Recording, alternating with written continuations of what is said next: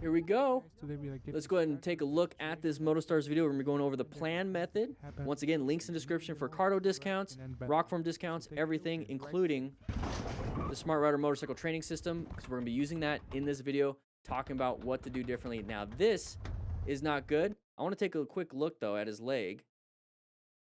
Okay, I thought his leg was underneath. Okay, so that's not good. Impact, possible back injuries.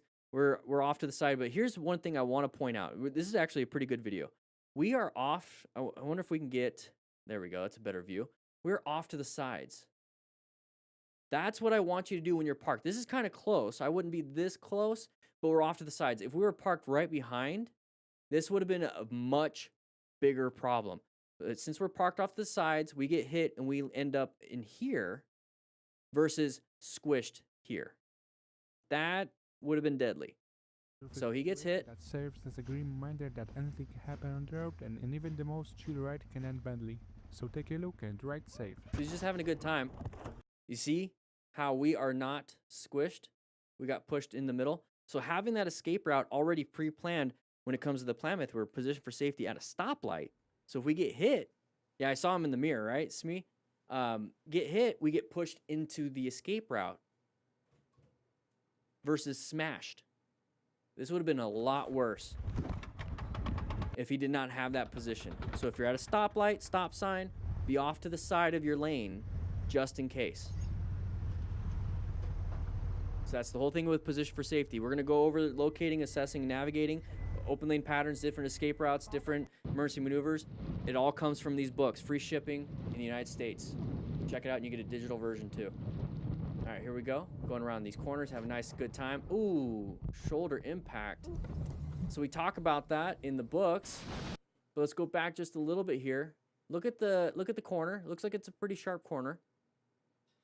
So we're having a good time, chilling. She's riding pretty good. She's got a little camera on the side. It is what it is. Went a little bit too wide, a little bit too fast in the corner. So that's one thing, okay? We already kind of understand that. You guys can always talk about that kind of stuff. So there's the impact, though, and we hit the guardrail. Thankfully, got full gear, so part of being a smart rider is wearing full gear, so that's good. It's going to mitigate some of the injuries. But if we're all by ourselves and we have a trauma kit maybe in a fanny pack, you got to learn how to rescue. Rescue yourself. And if this is your buddy and you just saw that because you're back there, how do you rescue them? It's part of the full system. So learn how to ride, practice some drills, and learn how to rescue somebody after a crash. You get a nice little card to put in your wallet just in case you forget. Boom, right there. High impact, maybe TBI. Sharp corner, went too wide. So what are we starting to see already when it comes to going too fast? If we are the active threat to ourselves by going too fast, maybe we need to put ourselves in a new position for safety by slowing it down. This is a method for thinking and a method for seeing hazards, whether they're external or internal. Woo! Yeah. And after a crash, what do we do? Oh!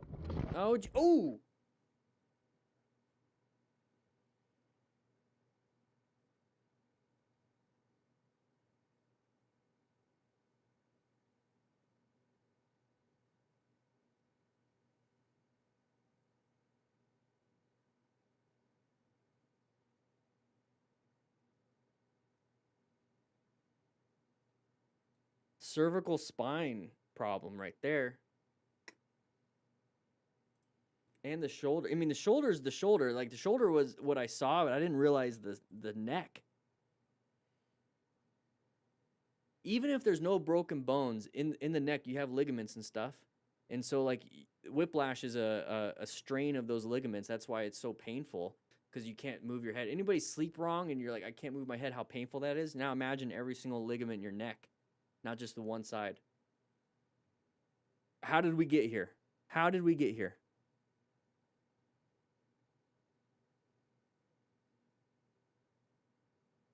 That's why. We're passing on the right. We decided to pass on the right.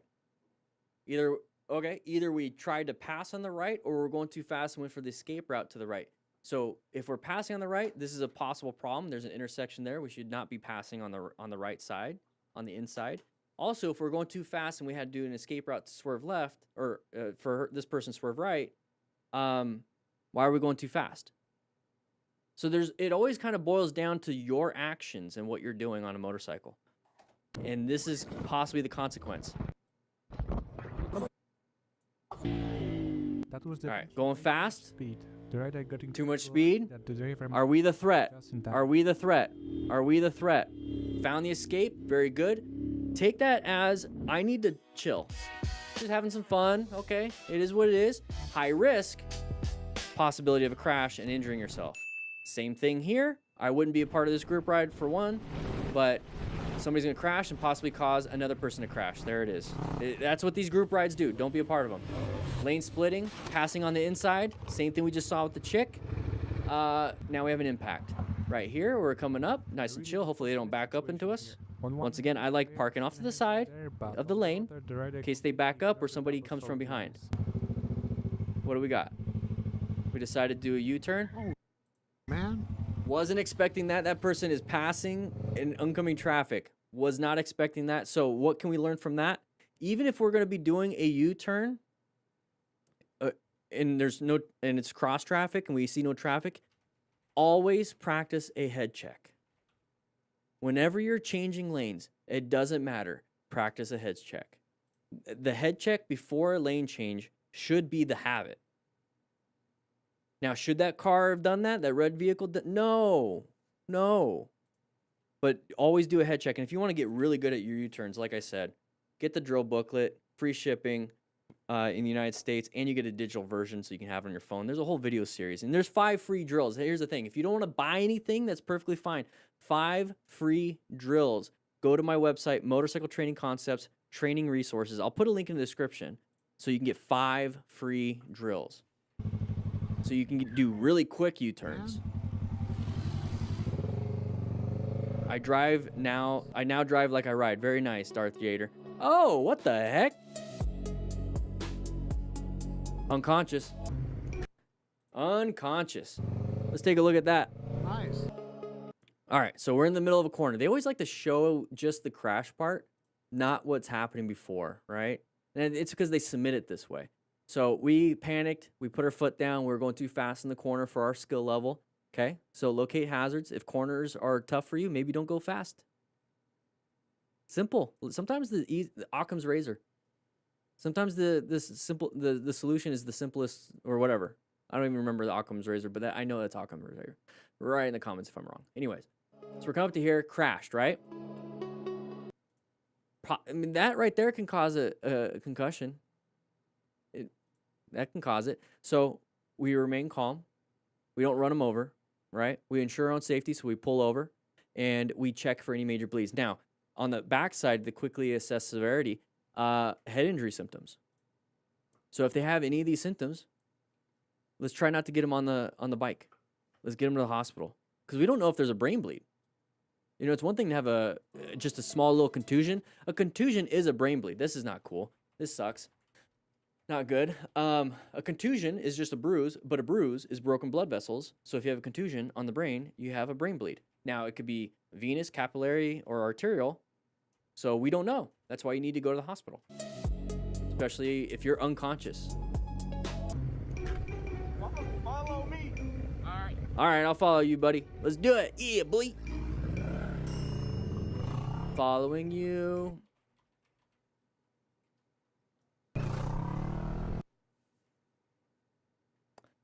Guys, that's what the first book teaches. Tight turns from a stop, how to just make easy turns from that stop. So your friction zone, handlebar turn, head and eye movement, throttle controls, all done in this first book. And if you really want to expand more, get the second book.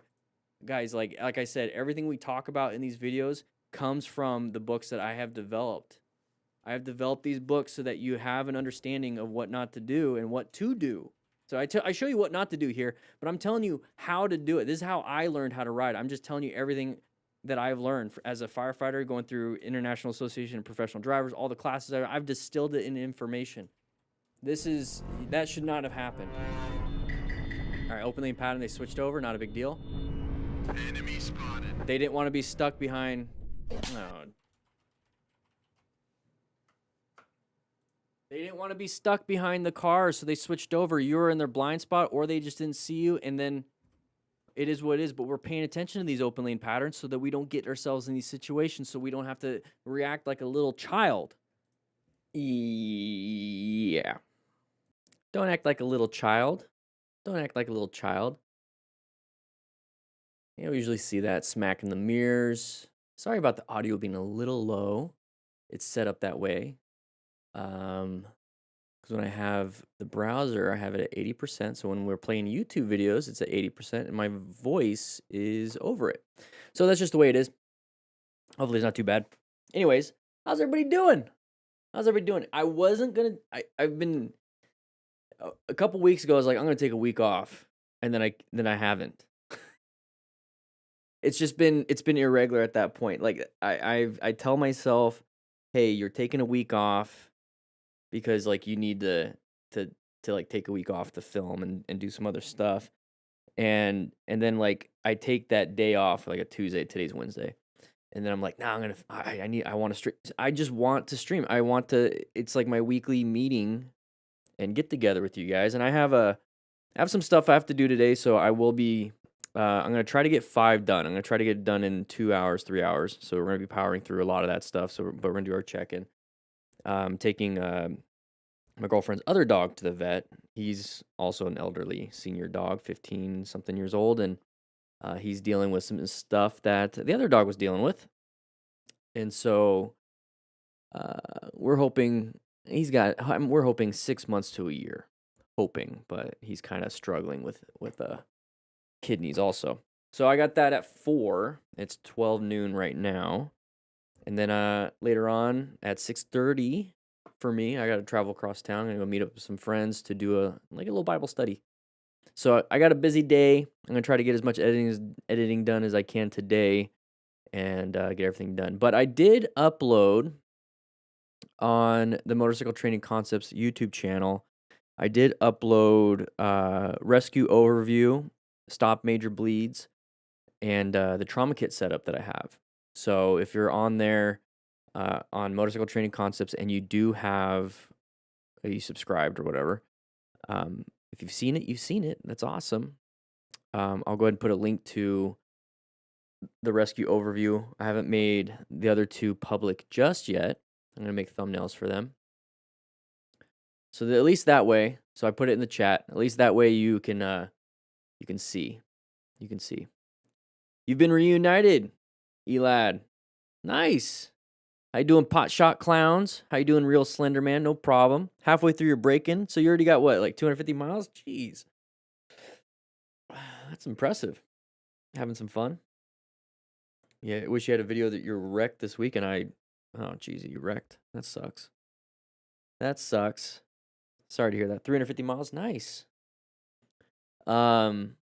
Yeah, so there's that. Let's go ahead and do the rock form recap. Yeah, let's hear about it. Let's go ahead and chat. We're in the chat mode right now before we jump into the live stream, into the crashes and close calls. Rock form recap. I got my rock form mount. Link in the description for 20% off. I think it's 20% off.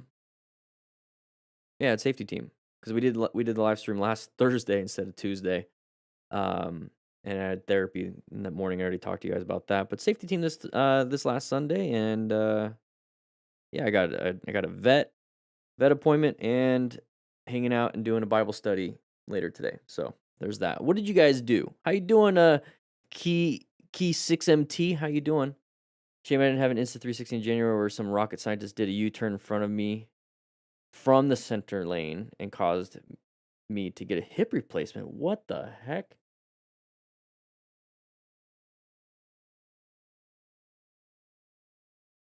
Whoa. A whole hip replacement. Jeez. It must have been a terrible accident. Yeah, you broke the head of the femur? Is that what happened? Part of your pelvis? On the bright side, I mean, that's a fatal type of mechanism, a fatal type of injury, typically. Wow. Hey, you're still here, so that's a good thing. But my buddy, a bike last weekend, needed carbs clean. He got her running. I come down after work to test it out for him. Didn't check over the basics. Front tire washed out. Yep. Yep. That's why I always do the safety checklist. No matter what, even like if I'm doing a demo ride, like a demo event, I do a safety check. I check everything on the bike. I don't just trust. And then even like leaving the parking lot from that demo event, I'm, testing out the friction zone braking, doing kind of walking back and forth, not walking, but like the first initial friction zone, seeing where it catches so that the rest of the ride will be safe. And I do that for every bike I get on. So right hip, left clavicle, right rear. Ooh, that's in January, so you're still recovering, I bet. More than 50 psi on the front. Oh man, I didn't notice it was soaked in There it is. That will do it. 50 psi is pretty high for a motorcycle tire. That's pretty high for a car tire. Depends. That means it was over inflated. Yeah, it called for 33. Yeah, mine calls for 29. So that's why I was like, that's a lot. Yeah. Way over. That will do it. That rounds out the tire a little bit, causes a little bit of less of a contact patch. Plus, on top of it, the fork oil. Even with a properly inflated tire, the fork oil could easily do that. I've been meaning to ask not to live it one day, but what should you do if a buddy lost a finger after a crash? You can't tourniquet a finger, right? Yeah, so I mean, it is a finger, right? So you think that's super distal, so it's way farther away from the heart, and the blood vessels start off big, a little bit smaller until they get to the fingers. Doesn't mean that there's no arteries. There's arteries and veins and basically all tissues. It just goes from artery, arterial, and then it goes into the capillaries. And that's where they switch off into the vein or the veins. And that's how it goes. So when you get like a finger amputated, basically it's going to bleed a lot, but typically it's not going to be like a life-threatening bleed. I guess it can be, but it's not going to be necessarily a life-threatening bleed to where you're going to have to be like, I need to tourniquet that arm just to control that bleeding, because you have other steps you can do. You can do direct pressure, and that's going to be like probably the only thing that's really going to be needed. So even him can be holding direct pressure. I'm sure that's probably what he did, and just kind of hold that. And if you really, really need to, you can have direct pressure on the brachial artery. But for the most part, just direct pressure, letting it clot up as best as it possibly can, and just kind of keeping that pressure on there until EMS or you get into the hospital, whatever they have you do in the back of the ambulance. So that's pretty much what you would do for a finger. You're not going to tourniquet. You wouldn't need to. For that situation. I mean, you could be losing a finger and then have another laceration. It's like, oh, the finger looks gross. He's like this, but then a massive laceration here. Then yeah, a nice hasty tourniquet, high and tight, to solve this laceration that's bleeding out pretty bad. So you can do that, or 2 direct pressures. I rode the twisties at night and realized how annoying it is with how the headlight is pointed when I look through the. Yeah,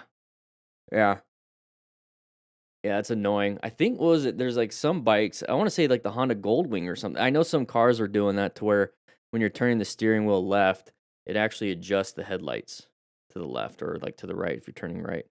That would be great.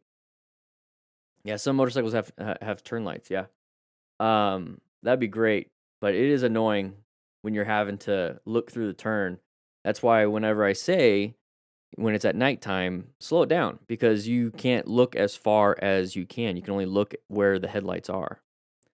It's already time. How you doing, Shmee? Yeah, we're gonna be getting into. We do have. So I'm gonna do a little teleportation. Boop. There we are. We're in class. We do have 5 videos. One of them's new. Then we got it may be inappropriate for all viewers. So we got that. Let's go and get the pen out. We're going to get started real soon. Getting my 500 lowered next week. Okay. Very nice. It's going to change up a little bit of the ergonomics, so treat it like you got a brand new bike. It's going to change it up just a tiny bit. You'll notice a little bit of a difference, and you'll get used to that one too. Because I've heard, I've never had to lower, but I've heard that when you lower a bike, it does change up the suspension and ergonomics and kind of like where the balance points are. So just be aware of that. Everything else should be the same, I believe.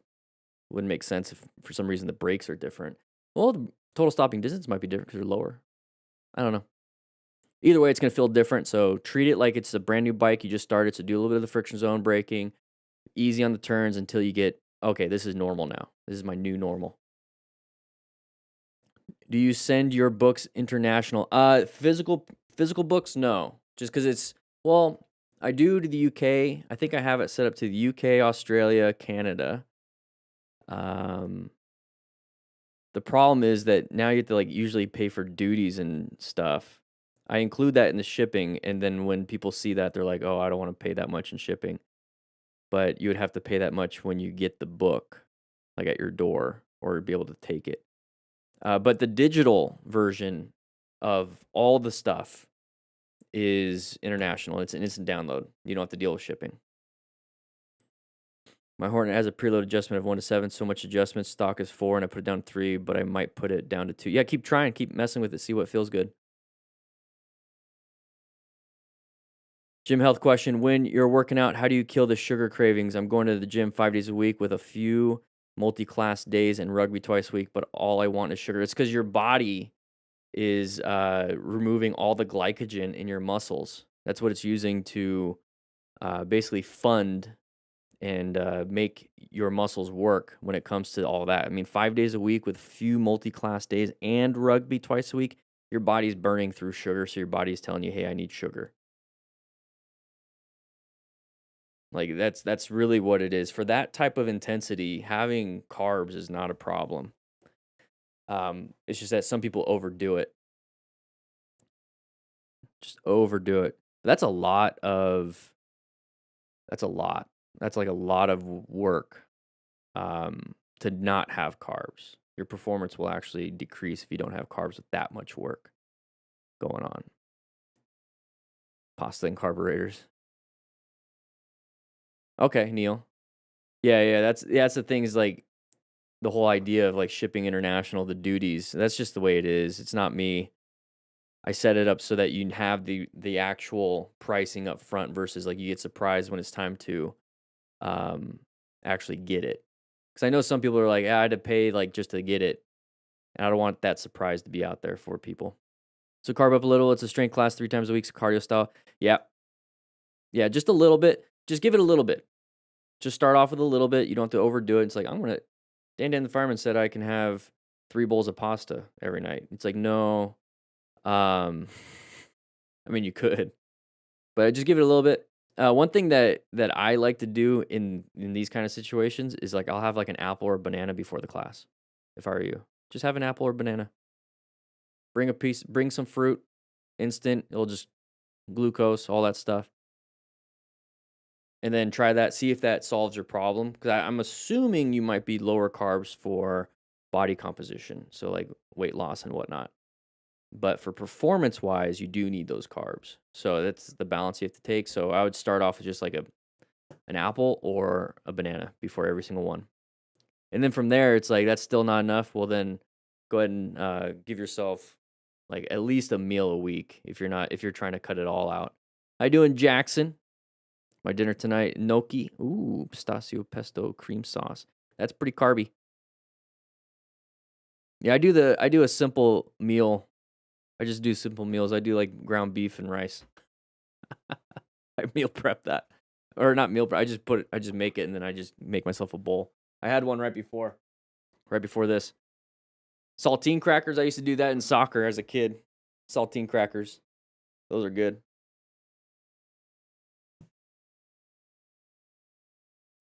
I just got an email. I guess a little update. I think it'd be kind of interesting. It's in this planning stages. I just got the email this morning. From Lewis.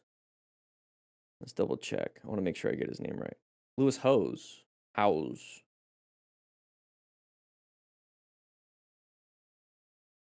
I might be. He's asking. His manager's asking for like a 40-minute Instagram live podcast chat with Lewis, me and him. I think that'd be kind of cool. We'll see how it goes. I gave him a date, April 29th, so we'll see how that goes. I'll give you guys more information if that actually happens. That'd be pretty cool. Said they wanted to chat because of everything I do here. That'd be nice.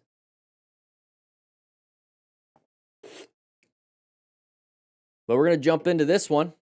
Make sure I got my pen. There we go. There's that. Let's do this. Let's do this. Let's do this. Let's do this. Let's do this. Let's do that. Boom, boom. All right. That's all set up. I have to hit the record button. We're going to get started. We're going to get started over here. Let's do this. Let's try something else. Let's try something different. Let's do that. We'll start off here. Audio is good. There we go. There we go. Class is in session. We do have pizza today. Maybe have some of that.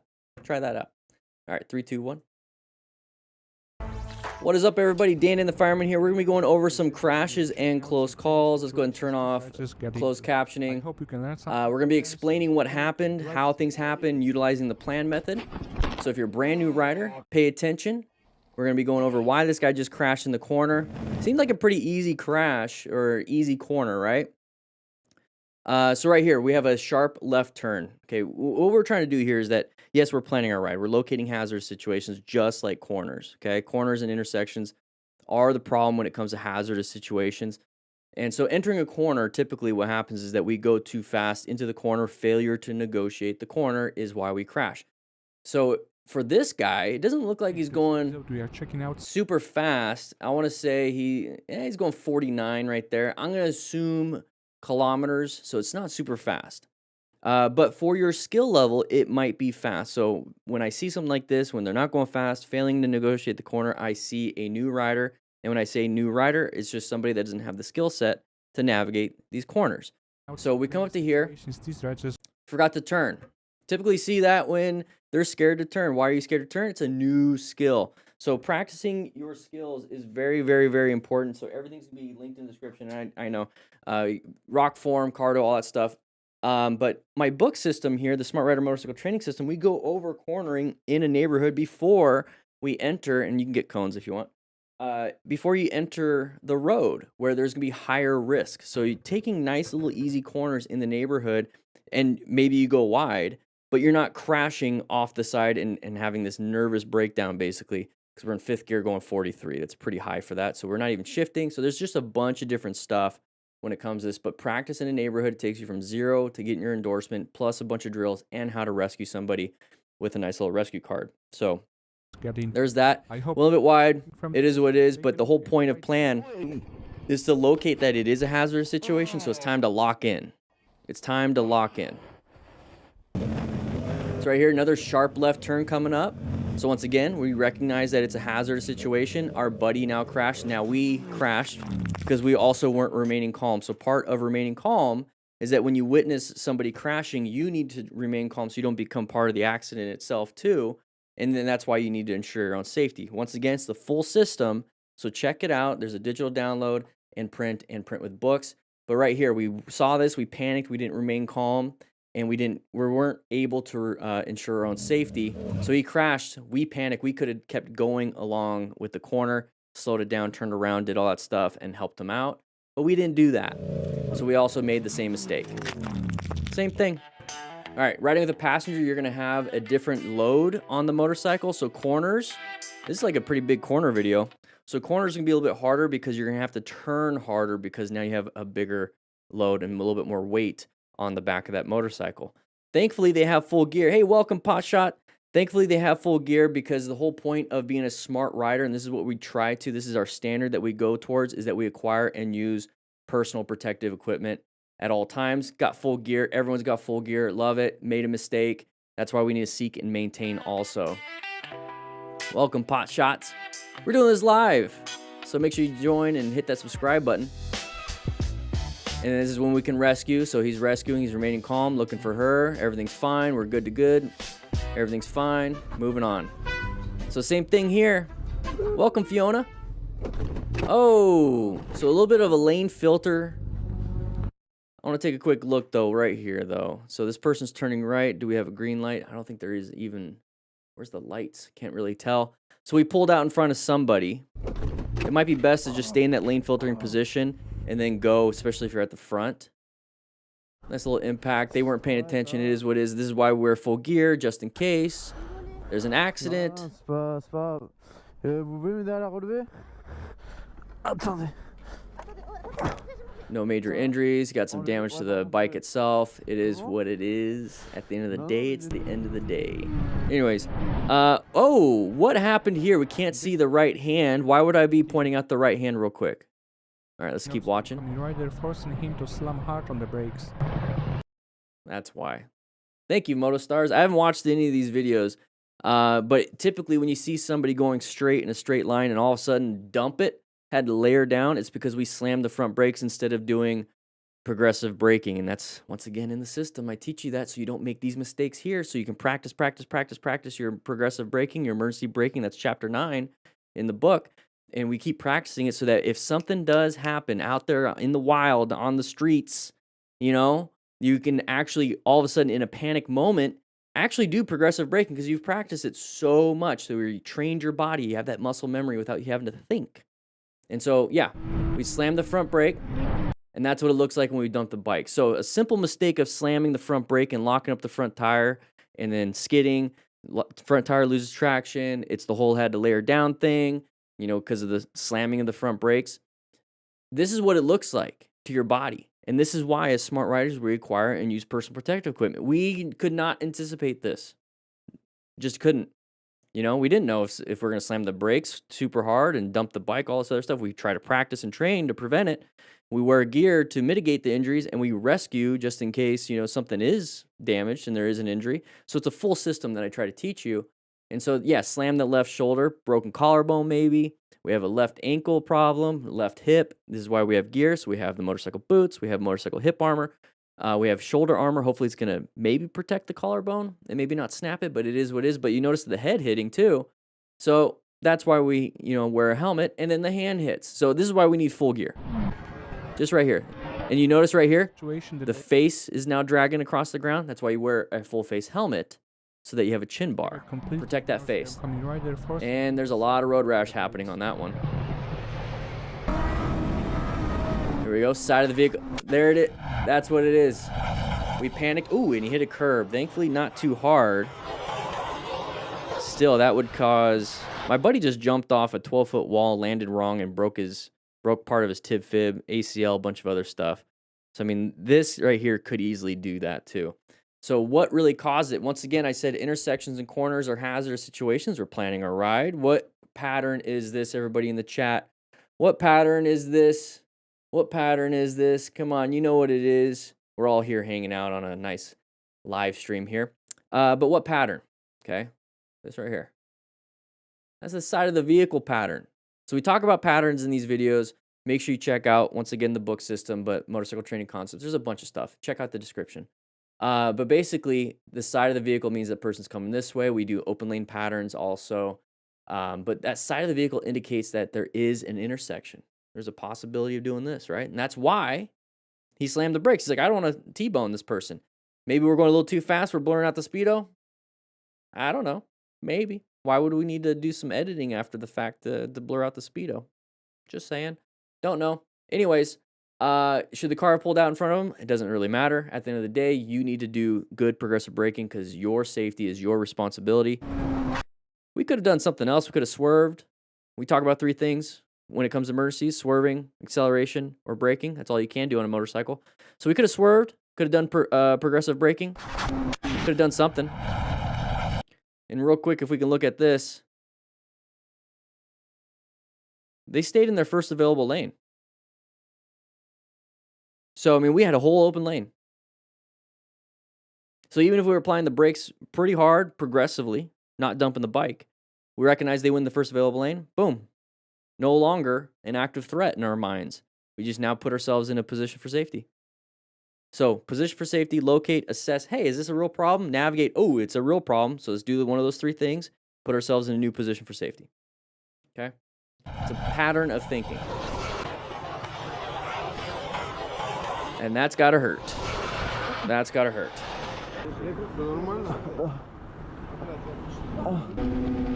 Oh, that's not gonna end up well. That's not gonna be good. Yep. No gear other than the helmet, maybe gloves, and just a regular t-shirt, possible road rash. So what can we do here? First, let's not do some crazy stuff that's high risk without mitigating some of that risk by wearing gear. Maybe practice some skills a little bit beforehand. All right, we're moving on. All right, we're gonna do it. Looks like we're set up for a right-hand turn. That's why he's looking both ways. I wouldn't really care about the other. Oh, no. No, I mean, he's doing a left-hand turn. He's looking both ways, looking for traffic. Very good. Nice slow movement. Oh. Brand new rider. I say that because it is a skill. That is a beginner skill. That is originally a turn from a stop. Okay? It's a left-handed turn from a stop. It's friction zone, throttle control. I love that he's looking left and right, doing it when it's clear to go. Perfect.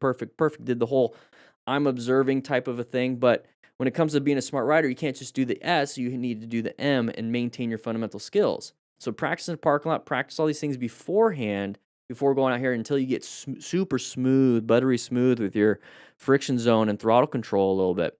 Okay, so that's why we practice in the neighborhood in the books before we even exit the neighborhood when there's a ton of traffic. So you can practice this like on a street inside your neighborhood. So right here, clear to go, right? But cars coming. It's like, a little panicky, so I must go, right?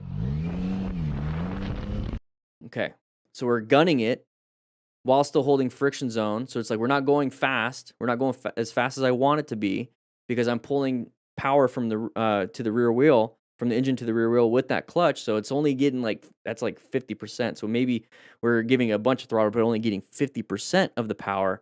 I'm not saying dump the clutch right now. No, I mean, you need to start letting out the clutch while slowly giving it throttle. We talk about that in one of the first chapters of the book. And then look where you want to go. He's looking, and then all of a sudden his head and eye movement went towards the curb because we went too wide. You should be able to do it in the first available lane if you've been practicing. So that's a beginner mistake. It is what it is. That sucks. He's got some gear. Maybe he's got full gear underneath that hoodie. Doesn't look like it, but he's got pants at least and a helmet and gloves. Yep, there it is. Car behind him. Maybe the car behind him is talking to him and helping him learn how to ride. That's a great way to do things. And so if I was in the car behind him, I'd be like, okay, friction zone, throttle control. Okay, look where you want to go. Nice and easy. Wait until it's perfectly clear. Don't rush out there. Nice and easy. How can you talk in the car to that person? Some cardos. Get some cardos. This guy needs a cardo, and then the person in the car can be talking on the phone, talking to him in a phone call with the cardo, and that way they can talk to each other the whole time, and the person in the back can be helping out. Link in the description for a discount in cardo. Traffic is bad, but thanks to the fact that I classify as a motorcycle, I can use the HOV lane. Okay. Are you in the HOV? Okay. Yeah. Okay. The HOV lane looks like it's, yeah. Oh! Yeah, just because it's green does not mean you just straight go. You always have to look both ways. Nice, it looks like a trike. So it's green, doesn't mean you need to go. They shouldn't have gone, I get it. But why is the green light blinking? I know if a red light's blinking, that means it's a four-way stop. Write in the comments, why would a green light be blinking? Because some cities are different. I know if it's a yellow, that's a yield type thing.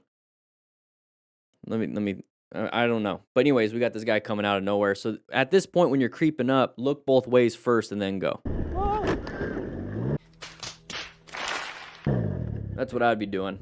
So the whole point of what we're doing here is an after action. We're doing a nice little debrief, trying to figure out what happened, how it happened, what we can improve, what went well, all these things, so that we don't make the same mistakes ourselves, because we're watching other people make the mistakes so we can live through them. So 170 kilometers per hour, that's 106 miles per hour. Why do you think we lost traction? Maybe hydroplaned a little bit. And that right there is why I use my phone, though, on the handlebars, so I can have like a little mini GPS. I use Rockform.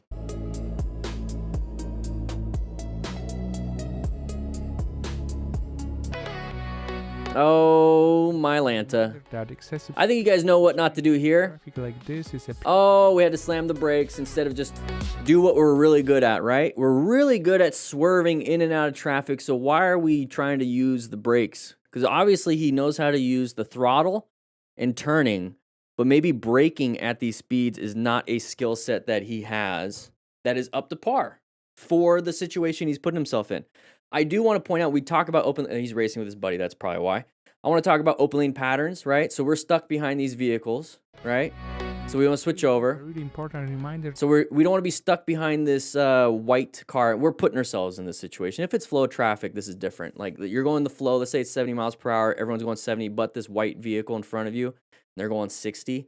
Well, I'm going to go switch to the open lane, right? But we're reversing it, and we're like, I'm going to switch to the open lane because I'm speeding. Okay, so there's that. That's called an open lane pattern on the opposite side. That excessive speed. So we do that. Same thing here. We don't want to be stuck behind them. So we go to the open lane. Simple, right? Now take a quick look at this car right here, the one that's going to cause our accident. They're stuck behind somebody else. They are stuck behind somebody else. So everyone's going the flow of traffic. The car in front of that white vehicle that's about to pull out in front of us does not want to be stuck behind the vehicle in front of him. So they switch to the open lane, just like we're doing, but we're doing it because we're going higher than the flow of traffic. That person switches over because the other person is going slower than the flow of traffic. It's the same method and mindset.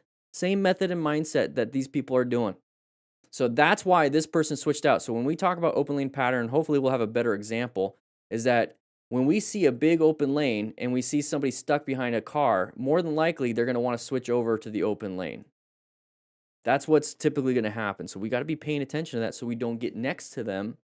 And if we are next to them, we can either accelerate, swerve, or brake and let them in. In heavy traffic like So there's that. And same thing, we had to layer down. Now we're underneath the vehicle. Pure gamble. I don't think it's worth it. Write in the comments if you think it's worth the excitement and the fun. So our buddy just crashed. Once again, part of the system I teach. You guys can be idiots and cause crashes, or it could just be a mistake. Everyone was doing the right thing. It just so happened there's a crash. Doesn't really matter. At the end of the day, I want people to live. Simple as that. So that's why I built the rescue system, the rescue method when it comes to how to rescue somebody. So we're coming up here. We got to remain calm. We don't know what's happening with this body. We don't know what's happening with their buddy and all that stuff. Full gear. That's great. It's a good thing. We're coming up to them. He's moving. That's great. Awesome. Ensuring our own safety, though. That's a big one. Especially in this scenario. Look down the road. Look at all these people. Hopefully, they're all stopped. You know, thankfully, the whole back end is like everyone's stopped. Now they're creating like a barrier, a wall. So if anybody does speed up, they're going to hit them. But still, if somebody speeds up and hits this car that's in our lane and they get pushed into us, bad idea. Bad problem. So that's why we need to like, hey, I'm about to get hit. I need to jump out of the way. Sorry, buddy. You just got hit. Right? But then here we do the next thing is stop any major bleeds. We check the body. We make sure everything's fine. We see if there's any bleeding going on. We can do direct pressure. We can apply a tourniquet. And if you have any stop the bleed classes under your belt, then you know how to pack the wound in a junctional area. So these are all things that I talk about in the system. So make sure you check it out. Link in the description. Oh.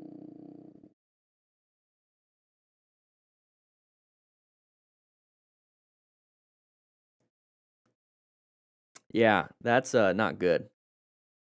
That's not good. That's the black. There's no real parts of your body that is that color. So you have to think, what is black around here that could be making your flesh look that color?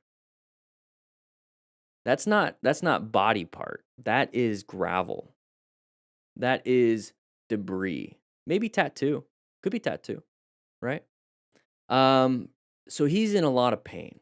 And where do you have armor when it comes to your gear? Yeah, right there.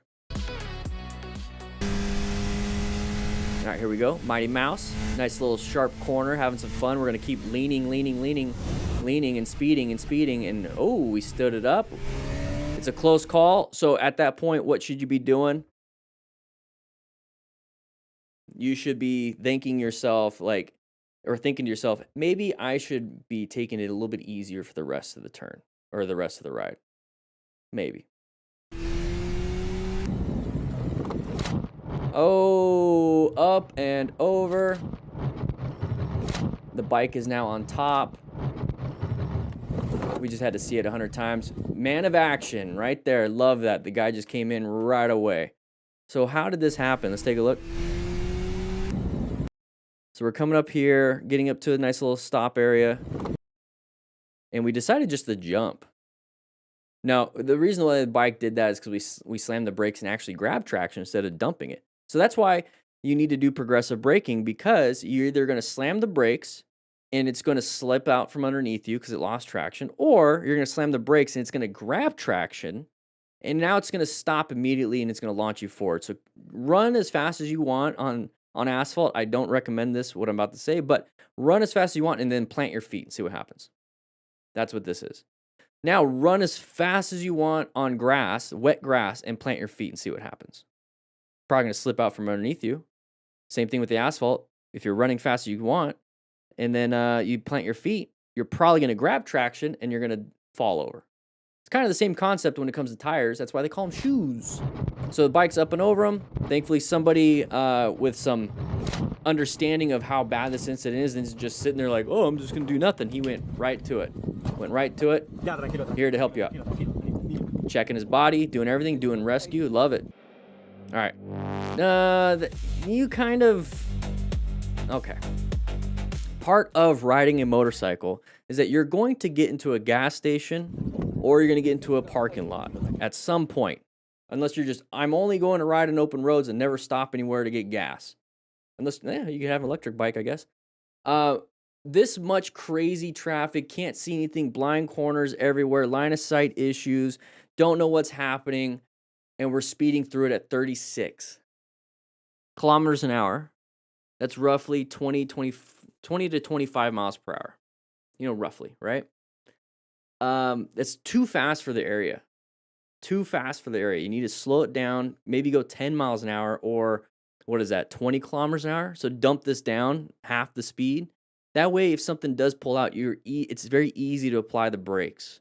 It's very easy to maneuver around. And it's the slow speed maneuvers, part of the system. So here's the system. Once again, it's the book and everything. You got the rescue booklet plus a nice rescue card.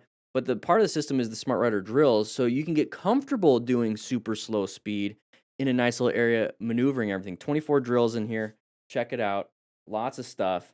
And you get digital versions of it all. So this right here, way too fast. Came out of nowhere. Should the car have just also done that? No. So two people made two big mistakes that causes motorcycle riders to get injured and die. So at the end of the day, if they make a mistake, the car makes a mistake, it's like, okay, car made a mistake. Car did the thing. We're gonna move on, but I just want to make it a point. Car did a stupid thing. They're also cruising through without being able to see line of sight. Okay, cool. We're doing a stupid thing, cruising around at a higher speed, not looking for line of sights. Okay, cool, right? At the end of the day, the reality states that car is going to win. Law of gross tonnage. That car is going to win. So it doesn't matter who's at fault. Doesn't matter who's right. It doesn't matter. The objective truth here is that if a car hits you, the car is going to win. The car can get replaced. All these things can get replaced. Person has a seatbelt, has airbags, has a roll cage, has everything to protect them. They have a big thing there that will protect them. You only have gear, and even then, your leg is going to get smashed inside that gear against that grill right there. So at the end of the day, with all that information, whose responsibility is it on top of everyone else? I wish everyone had this responsibility. I wish they were going to do it. But who at the end of the day has the responsibility to make sure the motorcycle rider is safe? The motorcycle rider. It is what it is. That's that we take that risk. If not, if you don't like that risk, if you don't like that responsibility, then drive a car. Then drive a car. I don't know what else to say.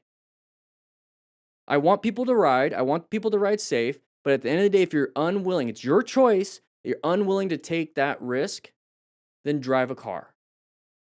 It'll remove it. Doesn't mean, this guy could be in a car, that person could be in a car, and they're both doing the same thing. Boom, the car's hit. Now there's just car damage.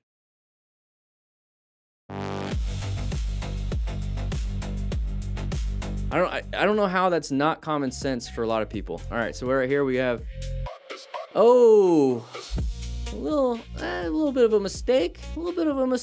Don't worry about holding on to the bike. That's a thing that I know some people, instinctually do. So we're coming up, we're trying to maybe get into a gas station or something. So we're crossing over. There's a nice little switch. Hit a nice little bump. Looks like there's a little bump right here, a little bit of elevation change. So just like tram tracks, go over it nice and smooth. Maybe slow it down a little bit and kind of creep up over it. Either way, dump the bike. At this point, just let it go. Because right now you're straining all the muscles in your body to try to keep that bike from not touching the ground. Just let it touch the ground, get off the bike, pick it up. Don't worry about it because you could be burning your leg. All right, big mob ride. Biker brake checks car. Not very smart. Once again, law of gross tonnage. Who's gonna win? You're not entitled to the road because I have more people. Okay. It is, but like at the end of the day, who's gonna win this if a car hits the motorcycle? Yeah, you might have. Oh, yeah. Now it's straight up road rage. That guy didn't.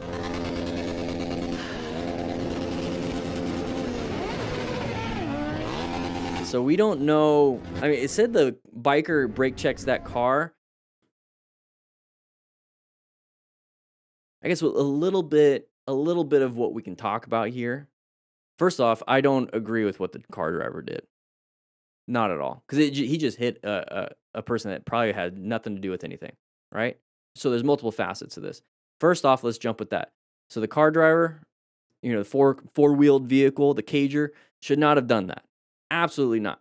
That's assault with a deadly weapon. Straight up. Should get charged, all that stuff. Absolutely. That motorcycle rider brake checking the car is like poking the bear. Okay. Should the response be what the car driver did? Nope. That's where emotional regulation pops in. And sometimes letting things go because you can harm somebody. It kind of goes back to like men where you need to have strength and power and physicality, but have the capability of sheathing and holstering that strength and capability when you can harm somebody, when it's like not really a life and death situation. So you need to be strong and capable, but to kind of keep it to yourself unless it's absolutely needed. This is not one of those situations where it's needed. So all of this is absolutely ridiculous. Now, for the guy that got hit, let's go back even further. So I'm assuming the motorcycle rider right in front of us is the one that caused it, right? Like poking the bear, right? That guy's an idiot. He should be charged. Now the guy right there on the Grom, about to get hit, right there, was not even a part of the situation. So if we can look at this from in an after-action review type way, this is why I don't recommend you going to these big mob rides. It's exciting, all that stuff. I get it. Maybe your friends are going, all that stuff. But you just look at the chaos that can happen, and you weren't even a part of it. Like, you didn't cause it. You might have been like the smartest rider ever. You just wanted to join this, right? And this dude in the group ride that you had no awareness of created an issue that a car driver is going to create vehicular manslaughter at this point, and then now hits you. You might be dead or severely injured, all this other stuff, financial problems now because of the bike, and maybe you didn't have insurance. It doesn't really matter. Now you're a victim of the situation. So when we look at this objectively, how about we don't enter group rides like this? Maybe join a charity ride where you know for a fact this can be ride staggered. So the Distinguished Gentleman's Ride is a great one. It's for charity. It's for men's health, so men's prostate cancer, depression, all this other stuff when it comes to men. So that's a good one. They stay staggered for the most part, at least everyone I've been on. And so that's why I wouldn't join one of these group rides because of that. That's basically the after action review on this. There's nothing that guy could have done. This is just ridiculous. And the thing is, I hope somebody here at least can rescue. A lot of people don't feel a duty to act. I feel a duty to act no matter what. It's a moral duty for me to act. If I see somebody, even if I don't like them, if they're on the ground bleeding out, dying, I'm going to go ahead and take care of them, unless they're the aggressor to me. And it's like, hey, you got shot by police. I'm not going to help you because you're trying to kill me, type of a thing. But we all have our boundaries. But here, I hope somebody would be able to rescue. At least he stopped. But he's gonna get charged. He's gonna get charged. It's just pure chaos. It's not what I want to be. Oh, what the heck? There it is, left shoulder. Broken. Off locker, fahren bis. 3, 2, it's a corner. We're going wider, we're going wider, we're going wider. Our buddy back there went even more wide. Once again, failure to negotiate a corner, going too fast in the corner for his skill level. So reduce the amount of risk by practicing as much as you can in a neighborhood or some side streets. And you get so bored because you got so good at it. And now it's time to go to the next level. Don't be like, hey, I did it once, now I can move to the next level. No, get so good at these easy things, like turning in a neighborhood, to where like I am now getting extremely bored because it's so easy and I don't have to think about turning because I'm making these turns in the neighborhood. Perfect. That means your muscle memory has connected. It means that you have the skill set for the neighborhood. Now let's challenge yourself just a little bit more with this brand new automatic skill out on the road. And then stay there on the easy roads and keep going. Every single step of that ladder where you get bored. Got it. Next thing. It's a little bit more difficult, but now I'm bored. Got it. Now move to the next, move to the next, move to the next. Not bored as in like I want more excitement. No, it's like I'm bored because this is too easy. That's how you learn. That's how you progress. All right, 55 miles an hour recommended. He's gonna do some wheelies. You guys see here is going to go terribly wrong for a number of reasons. Nice open area. You know, you do your thing, but look at the road. It looks kind of crappy. A little bit too cocky. A little bit too cocky. And I decided to get back on the gas. Oh! I'm gonna let him do the after action, but this is what I've seen with kids on bicycles. It's typically, let's go back just a little bit more. It's typically like the front lever of the bicycle piercing the inside of the thigh. It's just random, I get it, but I've been on probably like a handful of those in my career, and it's like this is the most random thing to happen, but for some reason it's always like the brake lever on the handlebars of a BMX bike piercing the inside of one of the thighs. Now look at right here, we have the peg. This is one of those things that could happen. This is the peg coming straight down on the inside of his knee or thigh or shin. I can't really tell. That right there could be a puncture. Easy. But also, the simple fact that the whole bike is now laying on top of his leg and probably shattering his tib fib. This is why you wear gear. Gas after. Or accept the simple fact that you're going to have a risk back like up this. again. And it caused me to loop. And I was going about 37 or so when I looped, so. Sounds kind of sad. I'd be a little sad. I want to see, like, on that leg.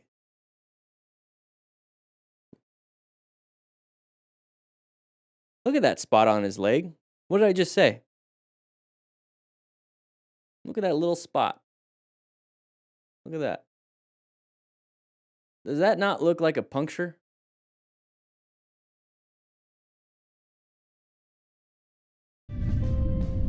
This was the result. It's all slow-mo. But it is what it is. It is what it is. You learn.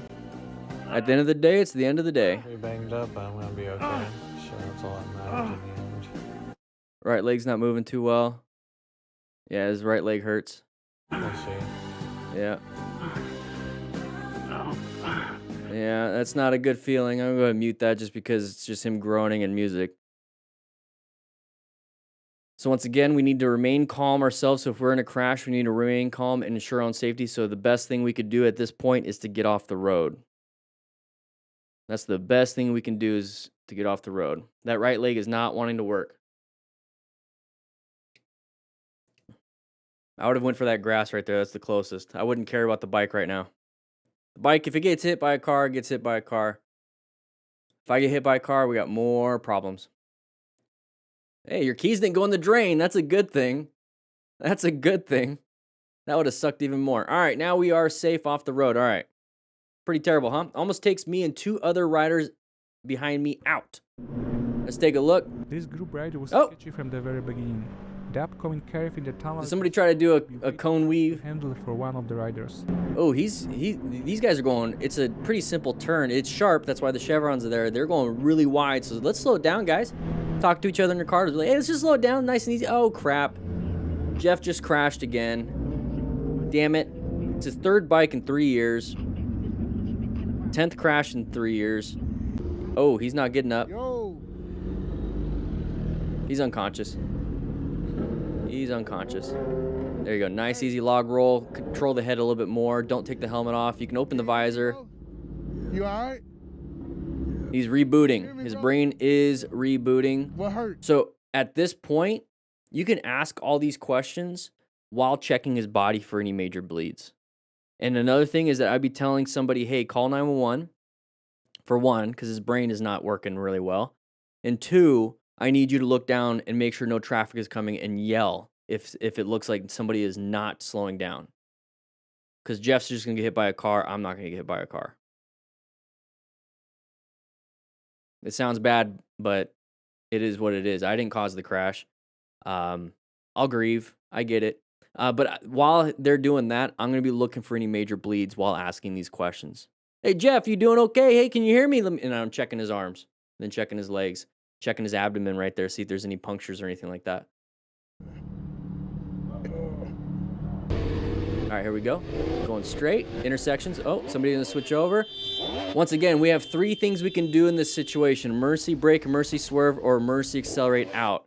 We could not emergency accelerate out. Let's go back even more. We're getting up to here. We're emergency accelerating into this spot. They start to come over. The moment we start to see they come over, we have those 3 things to do.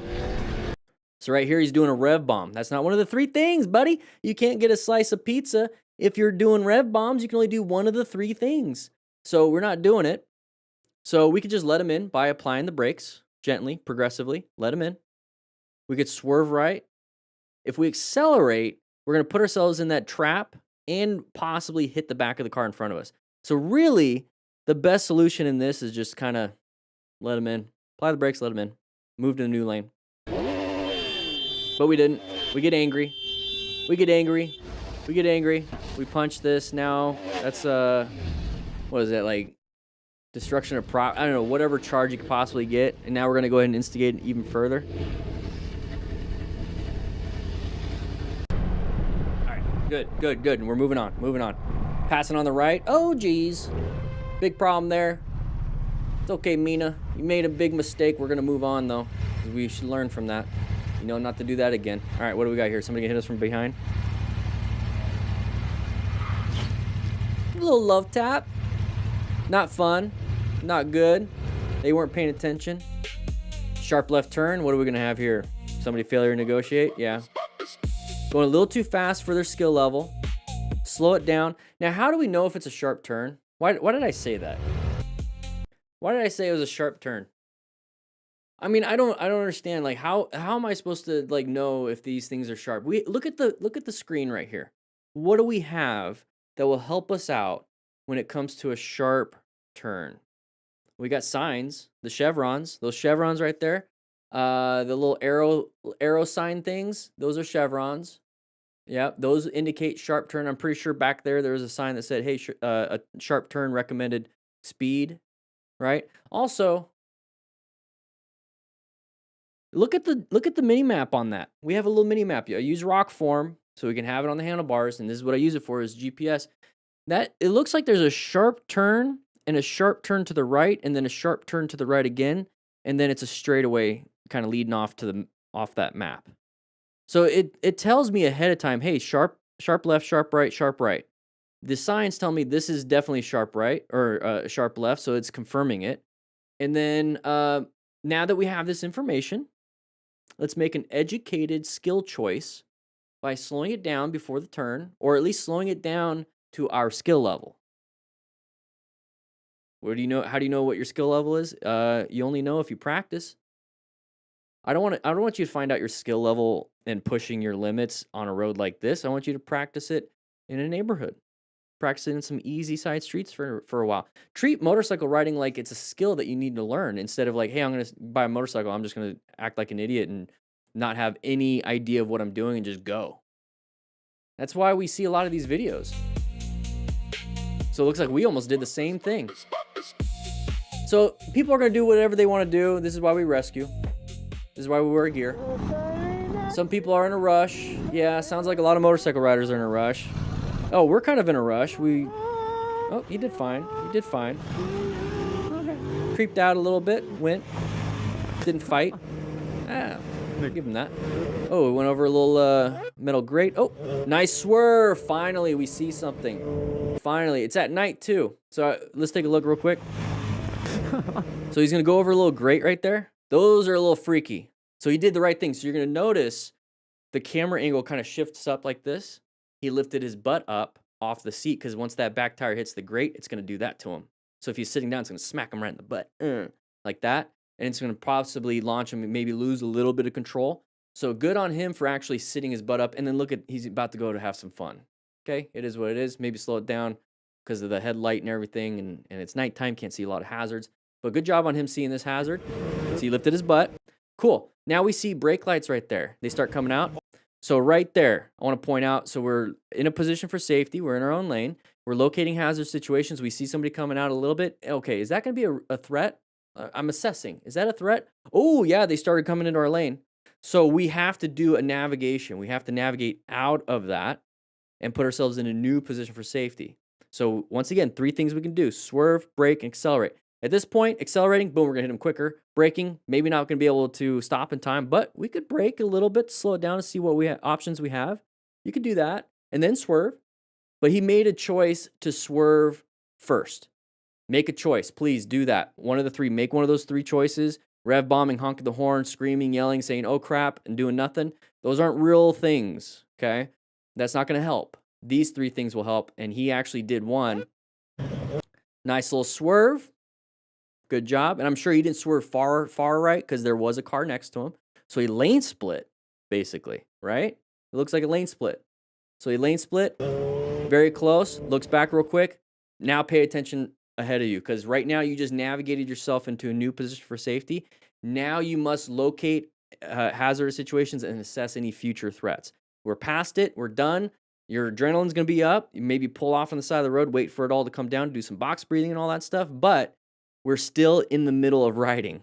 So we now have to rotate once again back into locating and assessing. And if something pops out again, we have to navigate. We're constantly doing this over and over and over and over and over and over and over again. So good job. Good job. Wubs says. All right, we're at a track. This is where you practice. So I was about to say, you notice on all the other cornering crashes, they hit a guardrail. Well, we hit a guardrail, but all the cornering crashes we have, like possibly hitting a car, going off the side of a cliff. This is where you practice because you did have all that runoff. You know, we could have laid her down in the runoff, maybe slammed the front brakes on gravel, boom, dumped it. It is what it is, but a little bit of panic. We're learning though. This is where you practice your high speed maneuvers. You practice your slow speed maneuvers in this book right here. It's part of the system, everybody, but it is what it is. Lesson learned.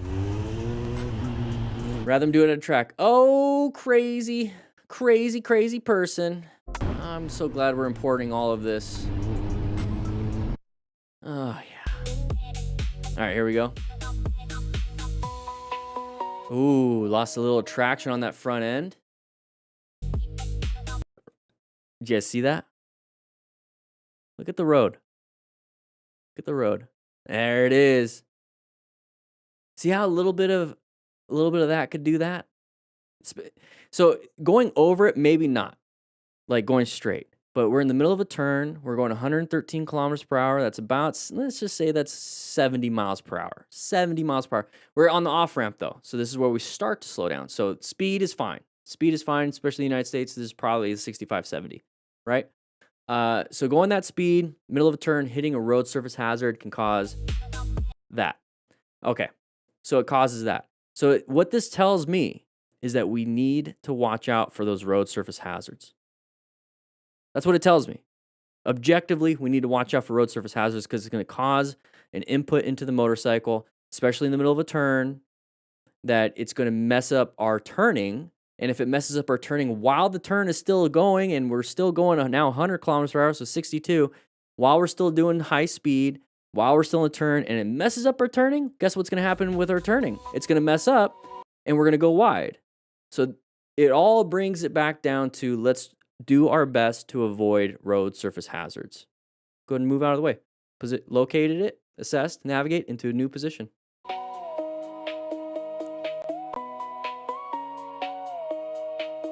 Thankfully, didn't panic. That's a good thing. All right, here we go. Lady, put your feet on the pegs, please. Oh, car, what are you doing? Car, what are you doing? We're doing our thing to protect, kind of get in their vision. Be like, what are you doing? You're not going to win that. You're kind of hoping they will listen to you.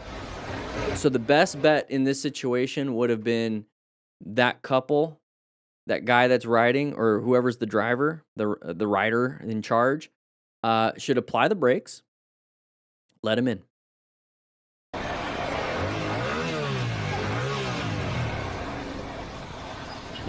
That's what I would recommend for that situation. Now you can do whatever you want to do, but that's what I recommend. That's what I would do. All right, here we go. Once again, GPS, that's great. Open lane pattern. I am so glad we have this open lane pattern popping up. You guys, I swear, I get comments all the time, and I always ask you guys in the chat, and I already know the answer, but do you guys not see this ahead of time anymore? Like, or not anymore, but do you not see, like, just looking at this, it just kind of puts it in your mind. Like, man, I bet you somebody's going to pull out in front of me. I just bet you. And so I'm going to get ready for it. I'm just going to get ready for it. I know it's going to happen. Okay, where's my escape? Okay, I don't really have an escape to the left because I'm going to hit the guardrail.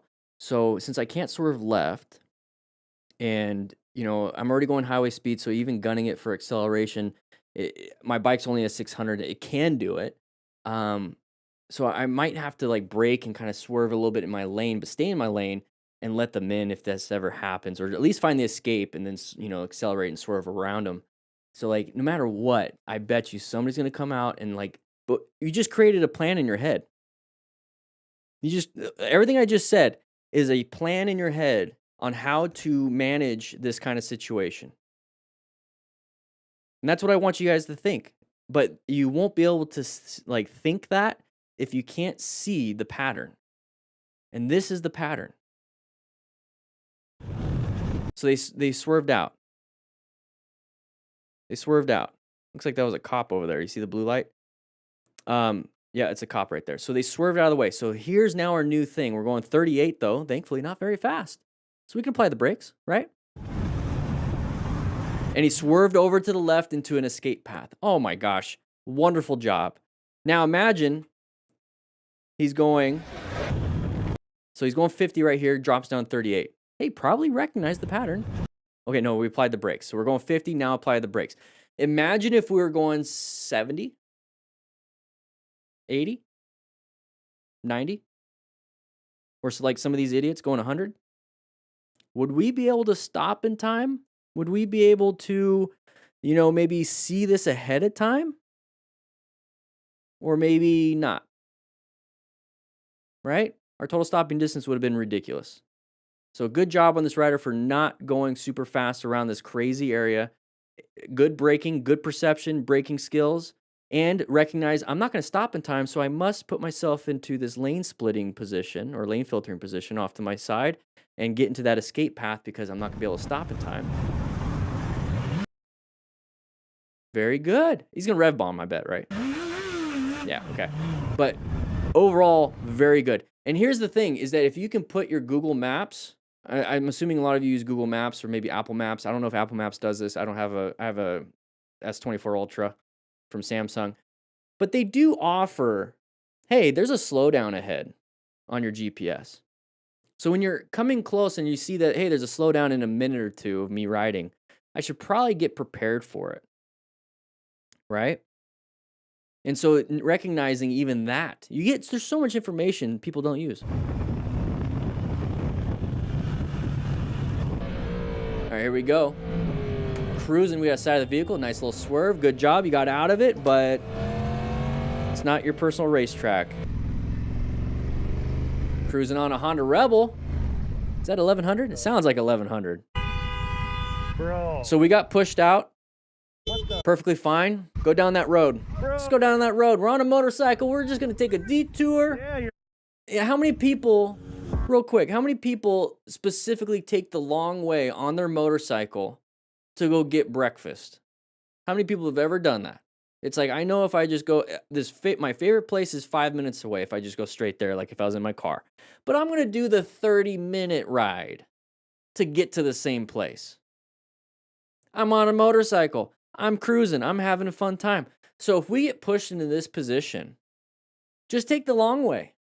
Be like, I'm just going to just chill on the bike. I'm having a good time. Because if we're trying to stay here in traffic, once again, ensuring our own safety, there's a possibility we're going to get hit if we try to do this. Because now we have to accelerate fast to get out of there. That's another part of the 3 things we can do, right? Emergency acceleration. So right here, once we get straightened up and there's still cars flowing, we must now practice our fun little, shifting and accelerating and emergency acceleration to get up to the flow of traffic. So that's why emergency acceleration is part of the 3 things. You brake, swerve, or emergency accelerate. How do you practice your emergency acceleration in a safe environment? Do some highway pulls. On the on-ramp, go from that first initial turn to get on it, and then it's like, boom, here we go. 2nd, 3rd, 4th, 5th, 6th, if you have a 6th, and then you get up to highway speeds before you get to the highway. That's you practicing your emergency acceleration in a safe environment. And so the more you practice that, you're good. You're good at emergency acceleration. That's a safe environment to practice. All right, here we go. Lane splitting. Open lane pattern. They switched over. Think of the open lane pattern is a car driver's version of lane splitting.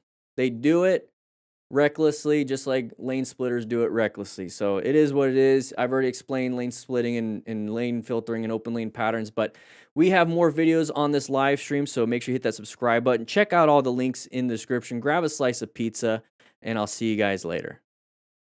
That was a 50-minute video. How did I make an 11-minute video?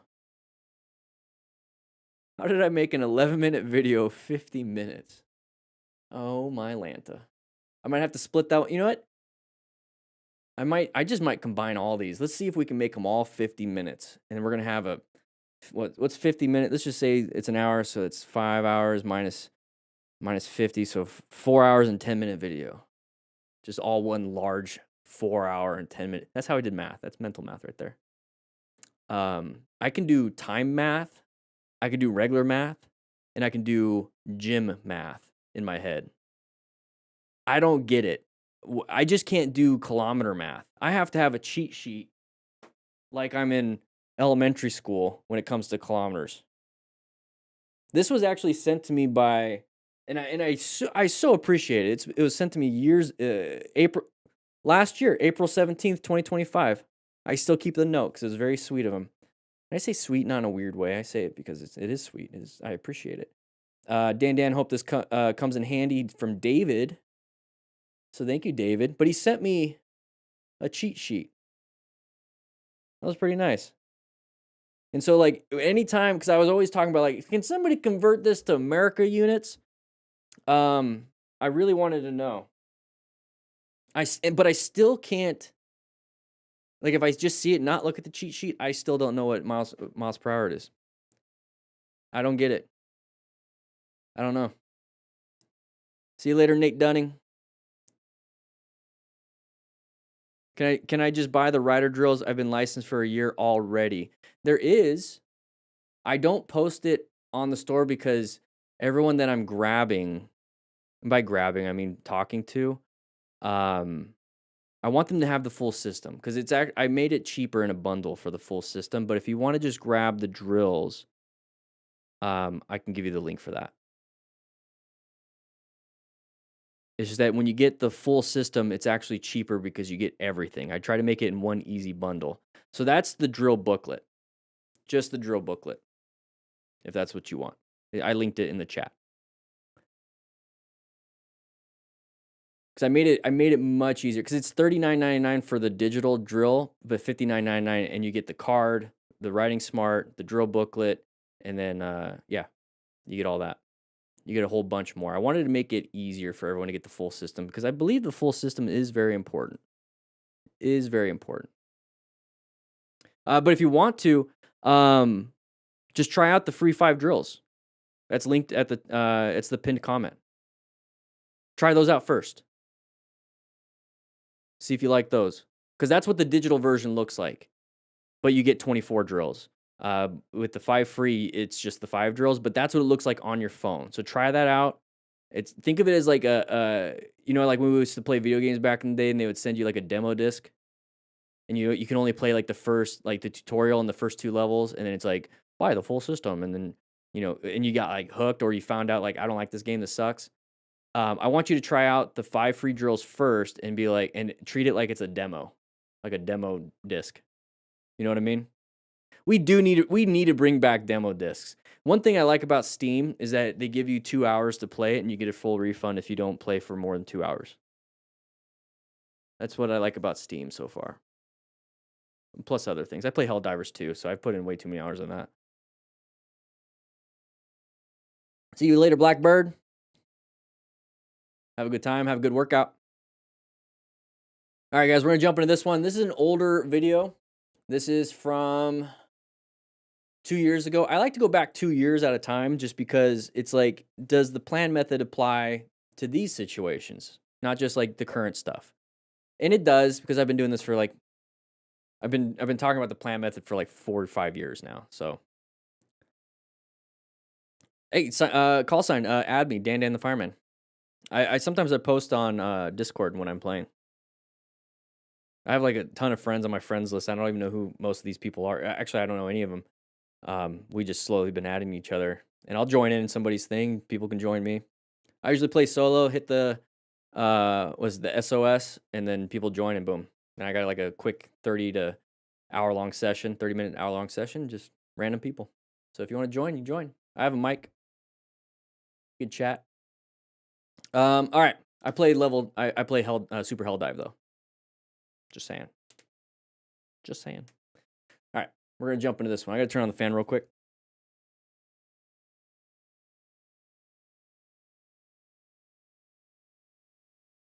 Nice. Hey, maybe we can play.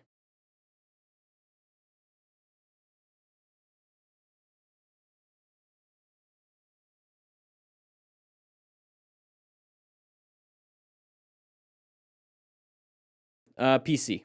I'm on PC. I'm on the PCs. All right, guys. 3, 2, 1. All right, everybody, we have a MotoStars video. This is from 2 years ago. We're going to be talking about crashes and close calls, mainly so we can do an after-action review and not make the same mistakes ourselves. So if you're a brand new rider, make sure you pay attention. Let's turn off the closed captioning and figure out there's a side of the vehicle popping out. We talk about that in the book. And there's a left turner. So intersections, yeah, good job with the brakes. Did what you needed to do. Wasn't speeding through. That's an important part. So we're going to be going over the plan method. So we're locating hazard situations like intersections, and we're going to assess any relevant threats like that guy right there. And we're going to navigate these active threats by doing one of 3 things, or a mixture. And we'll talk a little bit more about that. So we're going to be doing emergency acceleration, emergency braking, or emergency swerving. There's that. It's part of the motorcycle training system that I have. So we get a bunch of books here. Check it out. Links in the description. You get digital version, all that stuff. Links in the description for Cardo and Rockform and any sponsors I have. There we go. Got it. All right. So person came out. What do we do? One of the 3 things, apply the brakes. But before we even get to that, we should recognize, and I pointed out side of the vehicle. That's a pattern to look for. There's a side of the vehicle right there. I don't like it. This is an intersection. I see the lights. So that tells me, hey, when I'm coming up to this, let's be a little careful. We don't know if anyone's going to be pulling out in front of us. Usually intersections and corners is where motorcycle riders die or get injured or crash. So it lets me know I'm entering a dangerous area. I should probably do something. And by something, I mean typically slow it down so you can observe what might be happening. And if you slow down, it's going to make braking a lot easier. We practice that in chapter 9 of the book when we're practicing for your motorcycle operator skills test. So let's take a look at the next one. Oh, and yeah, stand up. There you go. Good job. So gear or shirt is all ripped up. Oh, geez. Just wanted to go home. So buddy crashed. Okay, part of the system is I talk about gear. There's a whole gear section and everything like that. And it's all based on the Smart Rider principles requiring using personal protective equipment. Okay, so that's going to help mitigate some of the injuries. And then if somebody does crash, you want to be able to help them after. So you get a little card also with the print edition of the book. You get a digital version of this, so you can have it on your phone too. But remain calm, ensure on safety. We don't want to get hit by anybody else. And if he's bleeding out pretty hard, you can do direct pressure, apply a tourniquet, or pack the wound if you have a stop the bleed class under your belt. But yeah. Oh, crap. Get it. Hey. That guy swerved around it. You guys saw that? He swerved around and found an escape. Good job. Kill it. All right, we're going to move on to the next one. Hey, kill it. Yeah, just kill it. Holy fuck. Okay, let's pause it. There we go. A little leaky. He's got crash guards. He's doing fine. That's why stunters usually have that. They always protect their bike, but not their body. It's weird. Lady comes completely in my lane, just acts like nothing happened. Yeah, it's why I don't trust that she's going to come over. You're in the blind spot. Yeah. This is why I don't trust being side by side and these double turns. I always ride staggered with cars. Just like if I was in a group ride, I ride staggered with cars. Just in case they come over. It's like, all right, you suck. So we're coming up to here. Nice, easy turn, did well. Now we're in the blind spot. So when you recognize that you're in the blind spot, just go ahead and roll off the throttle a little bit to maintain that staggered formation, just like if you're in a staggered formation group ride. We have an intersection coming up. There's sides of the vehicles. Okay. So one of three things. We can accelerate out, let them in by braking, or swerve if we needed to. Slow-mo. Intention of the driver. We're going 75 kilometers per hour. That's about 45 miles per hour-ish. Avoidable situation, unfortunately. There's somebody swerving out. This one we located. This is a weird person. Tried to swerve, did the best he can, dumped the bike. So if we see that, maybe apply the brakes. But if we can't mitigate that and we weren't able to see it ahead of time and we did crash, hopefully we had full gear. What do we got here? Oink.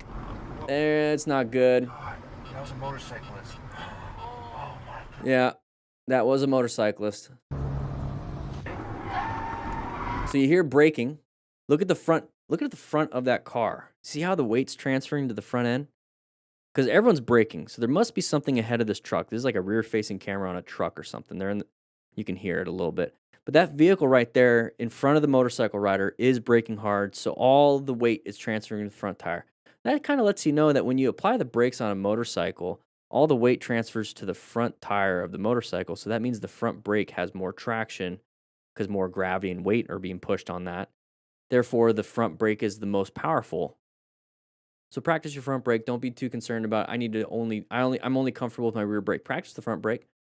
So in the motorcycle right here, the person slams the brakes. We have a split-second decision to do something. We're not going to be able to stop in time. So he tries to swerve, just not hard enough. Got to swerve a little bit harder. Aim for that middle area. Aim for that lane split. So we can't see the perfect view for them, but let's say this happened over here. Aim for that. Aim for that lane split. That's about the same amount of room that this person has right here. So aim for it. Aim for it. Hard. Go for it. You need to do something. It's not just a simple lane change. Not a simple lane position change inside the same lane. It's a swerve. It's a swerve.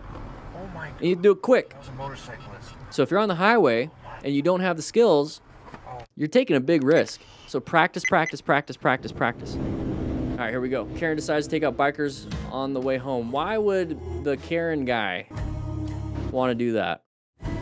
How come we're not showing what happened beforehand? Maybe they were like punching his mirror. Maybe they were creating problems. And he just can't regulate his emotions, and now this is what happened. So once again, don't poke bears. He's going to hit the mirror. He's going to do this whole thing. All right, moving on. What's up, buddy? We're doing some wheelies. Yeah, boy. Group ride, group ride, group ride. Oh, wasn't paying attention. Slammed the brakes. Now we got to land it. Hopefully swerve. Oh, we swerved and then swerved back because we see the vehicle come inside of the motorcycle. So hopefully we can remain calm, ensure on safety, stop any major bleeds, maybe rescue the rider just in case. You could easily do a U-turn here if you practice the Smart Rider drills. You got 24 drills in that. What do you think about this situation? Crest of the hill, what's going to happen over this? Can't see much. Or weather road conditions Can't see much. Is there going to be a turn to the left? Because that's where the canyon's looking. Yeah. Weren't prepared for it. Maybe going a little too fast. It looked like we were slow-mo. 72 kilometers per hour. It's about 40. Yeah, it's about 43 miles per hour, 45 miles per hour. That's actually not that bad. But we did do slow-mo. Look at the camera, the little halo on it. So maybe there's some moisture on the ground. But either way, it looks like we slammed that front brake in the middle of a turn. Maybe going a little too fast for our skill level. Maybe panicked a little bit. But what I was saying is, like, take a look. It's a crest of the hill. Where does this road go? We can't tell because it's at the very tippity top of the hill. Does it go left? Does it go right? But look at the scenery and the environment. You see the little gap to the left? That means it's going to go left. Conditions contribute. And then you see how the mountain, like, if the road was going straight, it's either a tunnel or it goes straight into the mountain like it's freaking Wile E. Coyote. So it's probably turning left. And it looks like it's turning left pretty hard. So I'm getting now prepared for my turn. And it's also why I use rock form for my motorcycle phone mount, is so that I have my GPS and it's going to let me know there's a left turn. Slightly. Got a little scared. It's an easy turn. We just got to take it nice and easy. Know that it's coming up. And look at the road. It's a little crappy, but that's the side of the road. What's up? Can I tell you just one thing? No. One thing. I lost my cousin because he was like that. I get it. He flew up in the air.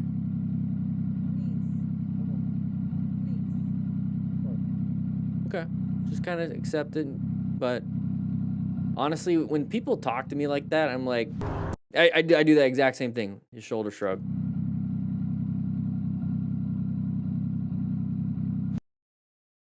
It's like, okay. Kind of weird. Don't touch me. What do we got here? What do we got here? Oh, I think I remember. This is like a proposal. Kind of dangerous. Kind of a dangerous thing. Oh, bro, are you good?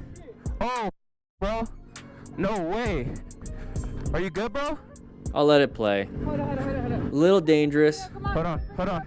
It's like nobody's helping because they know the situation, but Hey, look, hold on. We got it. No. Come here. she's panicking. Help him up. 1, I hope they're still married. This was 2 years ago. 1, 2, 3. All right, good enough. Dangerous area to do it in. Very dangerous. Not recommended. But unique little thing. Love birds. Hopefully they're still happy. Hopefully they're still married. It's 2 years ago. Here we go. Intersection. Locating. Nothing. Cool. Just some road surface hazards. Not a big deal. Moving around them. Cool. Now we're back to locating. Oh, side of the vehicle. Inner swerve. Good job with the brakes. Good job with the brakes. I was saying swerve. I like swerving, but you did a good job with the brakes. So we just did the plan method. That's all it is. Yeah, I just crapped my pants. Yeah, I got shit running down my leg.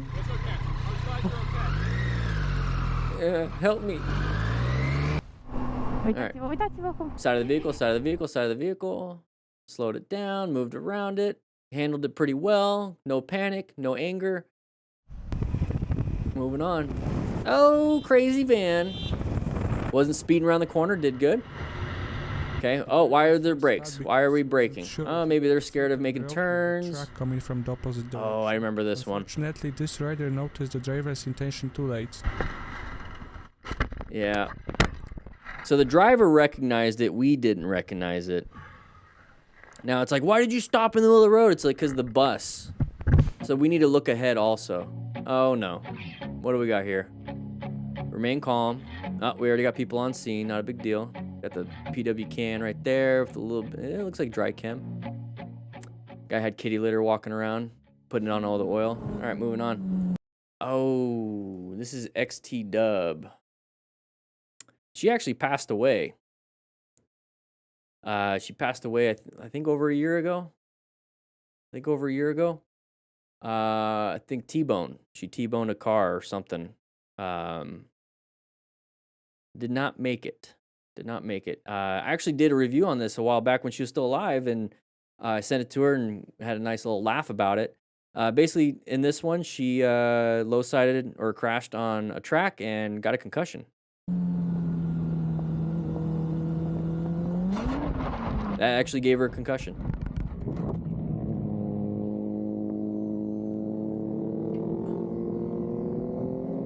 She was a mother. All right. Passing. Okay. Oh, they didn't want us to pass. Okay. Okay. You D-bag. Moving on. Watch out around the corners now that we're speeding. Now we blur out our speedo now. All right. Grom Squatch. This guy is all over the place. Back in the day. A bird. I don't know if that was on camera or not. Watch out for the wet road. Okay, we handled it. Making it through. I think he's in California. That's California. All right, guys. Nice little scissor up. A little cup of juice. What are we doing? Standing up, having some fun. We're gonna pull over. Why are we pulling over? What's going on here? What do we got? Oh, what's up, random car? We're going pretty slow though. We were going really slow. Maybe didn't see you. There's no running lights on that bike. Maybe there's no running lights on any. I mean, I get you got the headlights and whatnot. What are we doing on the road though? Acting like dum-dums. I bet you this is late too. The guy's probably sleepy. Okay, I just said you was hitting me. What? Whatever. All right. You can take both lanes to go left. Okay, very nice, but you must stay in your lane, right? Cut the biker off, putting him in a difficult situation. So this is what, like I said, I don't trust these left turns where it's side by side. They always go into the lane. They always do that. They always do that. Always do that. And so I don't like being side by side. I ride staggered with other cars no matter what, because I don't trust them to stay in their lane. They're probably those kids that ate the crayons and didn't color in the lines. I get it. That's why I don't have crayons in the classroom, because you guys keep doing it. I have to provide you food, and even then you guys like to chew on the markers. All right, here we go. Let's take a look.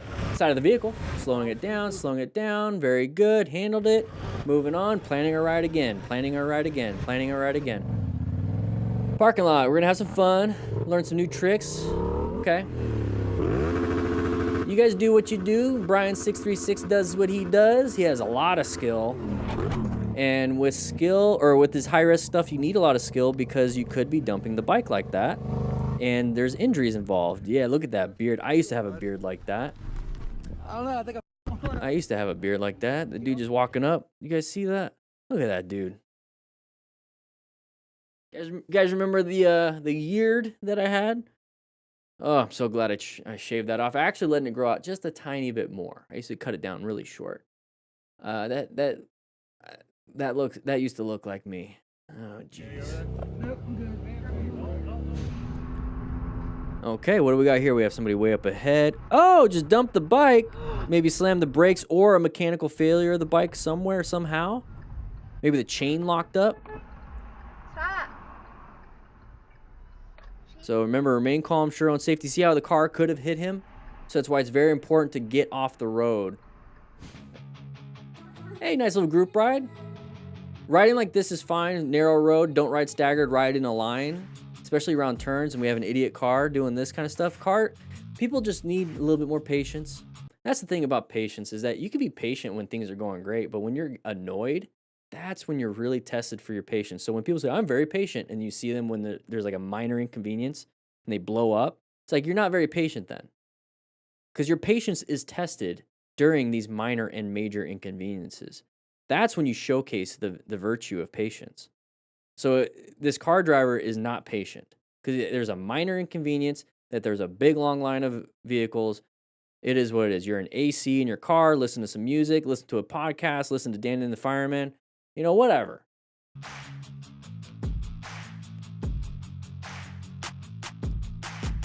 How you doing, Colin? And he's gonna keep passing. He can pass if he wants, and that's another problem with these big long lines of motorcycles. It's like you're also sharing the road, so you're acting like a giant train in the road where nobody can pass you. I think it's good to have some gaps where people can pass. I don't know. It's also why I don't do group rides. Yeah, red bomb it. Whoop whoop. Now put it in first gear and do that. It's like he knows. Yeah, hopefully we don't accidentally watch. He turns the shut off switch. That's nice. That's nice. Thank you so much, MotoStars, for putting that out there. This is a 2-year-old video. With that said, hope you guys ride safe, be safe, and I'll see you guys on the next live stream. Hey, we got that one done. We got another one. You notice there's 3 there. We got another one. I had a nice little wholesome end. They used to do that stuff back in the day. They don't do it much for anymore. They don't. It is what it is. It is what it is. How old is this one? 2 years ago. How old is this one? 2 years ago. How old is this one? And 2 years ago. Okay. And this one's going to be inappropriate for some users. Gosh, I hate when they do that to my videos. They age restrict mine. That's why I get not a lot. I get some comments when it's like, oh, he just makes these videos to push the training system and his product. It's like you do kind of realize that I don't really get paid for the YouTube. It's that. And it's like, oh, you shouldn't be doing it to get paid. It's like, well, this is my job. This is all I do. I spend all my time developing books and developing programs for people that can learn how to ride without having to take an MSF course because maybe they don't have one near them or maybe because it's too expensive. So it's like, I'm doing what I do. Okay. So yeah, the age restrict stuff. And that's why I say, hey, sponsors, and here it is. Because we're using all the information from the training system to diagnose these problems. And I diagnosed all these problems for so many years that I developed the training system to solve those problems. And now I use the training system to show you guys how it applies. It is what it is. And I know some of you guys don't really care, but I do get comments here and there. I think it's silly to age restrict videos like this as they're educational, all graphic content. Yeah, exactly. I don't know. It's YouTube. It's YouTube. Is there a comeback with? No, this is probably the most. I like it short. I like it short. It's a pain in the butt when it's super long, and it makes me look a lot older than I am. When I keep it short, I actually look younger. If you guys didn't know, I'm 49 years old. Minus 11 years. I'll be 39 in July. Oh man, that's coming up. That's coming up. It could be your dad. How do you know I'm not? How do you know I'm not? Just saying. Just saying. No, I'm not. I'm not. All right, here we go. We're gonna watch this one. I wish there was a way I could like bring some of you guys into the chat. There was a paternity test. Okay, I completely agree with paternity test. I think that should be no matter what child's born, boom, test. What's the problem? I wish I could bring you guys in here so you guys can chime in. It's like a group after action review, you know, with your voices and everything. I think that'd be kind of cool one of these days if we could somehow get that. But this is the best we can do with the chat, the YouTubes, the chats. All right, here we go. 3, 2, 1. What is up, everybody? DanDanTheFireman here in the classroom. We're going to be watching some crashes and close calls. So if you're a brand new rider, let's go ahead and pay attention so we don't make the same mistakes. I keep having closed captioning on, so we're going to make sure not to do that because we're on a live stream. So somebody's coming out. It's an intersection. Oh, crap. Yoink.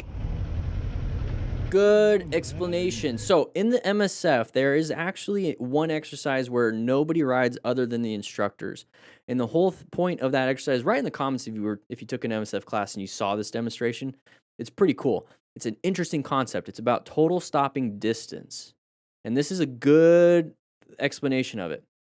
So what they do in the MSF is that they will go, I think it's like 20 miles per hour all the time, but it's like, I'm going to go ahead and delay my response time by 1 second, and then by like another second or whatever. They do it 3 times. It's been a while since I was an MSF rider coach, but basically they showcase, hey, when I'm not paying attention, this is how far I stop. When I am paying attention, this is how far I stop. This is if I'm paying attention and I do really good braking, this is how far I stop. They show that, and they show that by demonstrating where we're stopping at is where the intersection is.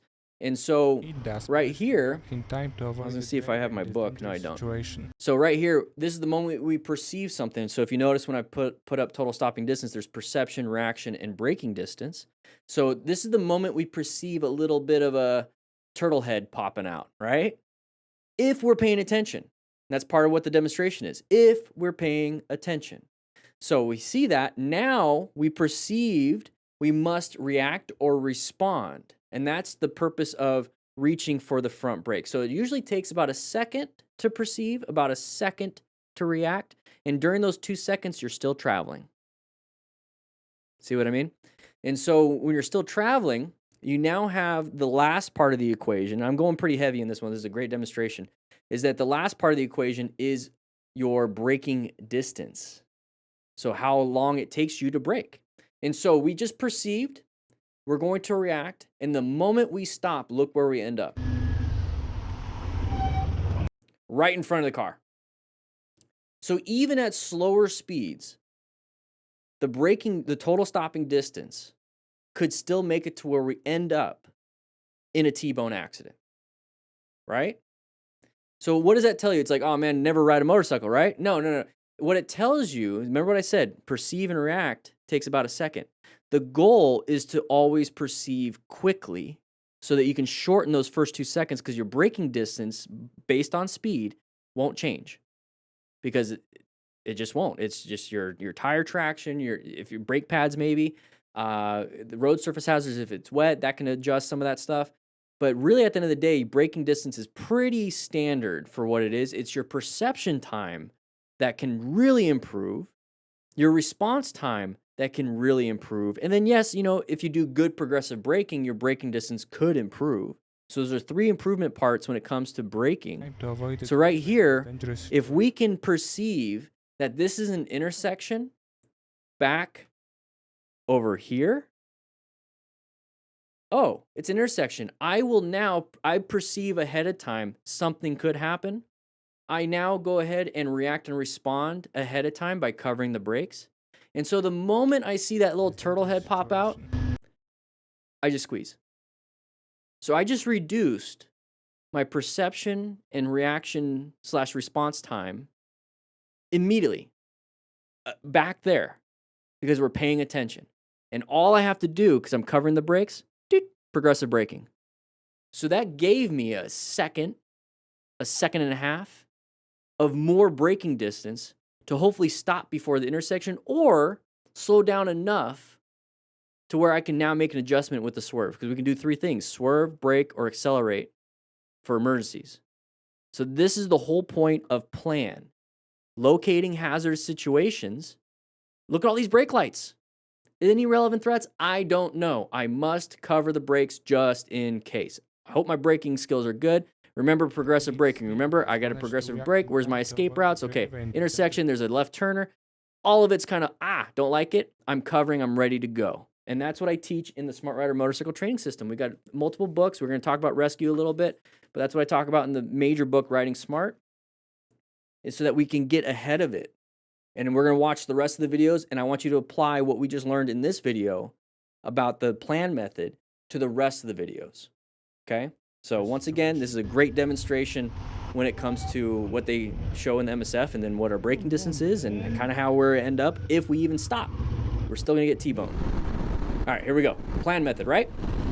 Same thing, locate hazardous situation like a corner. So maybe we should slow it down, get ready, prepped before the corner. Yeah, same thing. You can use the plan method there. Got very lucky. Thankfully, he's got an adventure bike. All right. Locate a hazardous area. There it is. So if we know we're coming up to an intersection, we know we need to be covering those brakes and did a good job with progressive braking right there. I thought we were going backwards for a second. Oh. So when I talk about those 3 things that we can do, he just got hit by a car from behind. Everyone's moving. How come we're taking our time to go? I get it, the car shouldn't have hit us. Okay, cool, right? Why are we taking our time to go? Is it because we're not good with our friction zone throttle control from a stop to go into start? That's why we practice that in riding smart consistently in a neighborhood. Takes you from never riding a motorcycle to practicing your motorcycle operator skills test. I take you through the whole system, and you basically stay in the neighborhood for most of it. And I take you out on the road, go to the parking lot, practice some drills, practice those drills for the test. So here, practice getting going. Go with the flow of traffic. We got hit because we're not going with the flow of traffic. The person behind us wasn't paying attention. We should have gone already. So 3 things. Emergency accelerate out. If you needed to. Oh, we got hit by that. Yeah, Right there. bad drivers. It is what it is. It's really worth learning from the mistakes of other So riders. parking lot maneuvers, we do that in Right, the start to Smart Rider focus on drills. his That's own part of the riding. system. Pay attention too. Wasn't paying attention. Wasn't paying attention. So when I talk about perception reaction, you have to be actually perceive that you're going straight towards a curb. A little bit distracted by your phone. What kind of song is that? Write in the comments if you know the song. What is that? I can't tell. If somebody can find that out and do a Google image reverse search or whatever it is, tell me the song. It's not that important when we're going straight to a curb.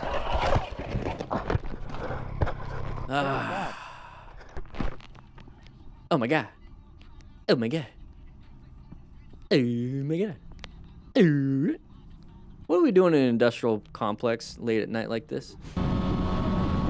Oh, please wear some gear. Oh, buddy went off the road. So part of the system is how to rescue somebody after a crash. I put that away so you can see him. Remain calm. Do a nice little U-turn or park right there. Perfect, because we're ensuring our own safety. We're out of the roadway. Now, let's get our trauma kit and let's walk up to him. Oh, he's walking. That's good. Let me check your body. Let's see if there's any bleeding. No, you're good. Perfect. We don't have to do any major bleeding stoppage by applying a tourniquet or direct pressure or packing the wound. Rock, where? I don't think he hit a rock. Let's see. Is he gonna walk up to the rock? I think he was just going a little too fast in the corner. Wear gear, please. Could have been a lot worse. What the?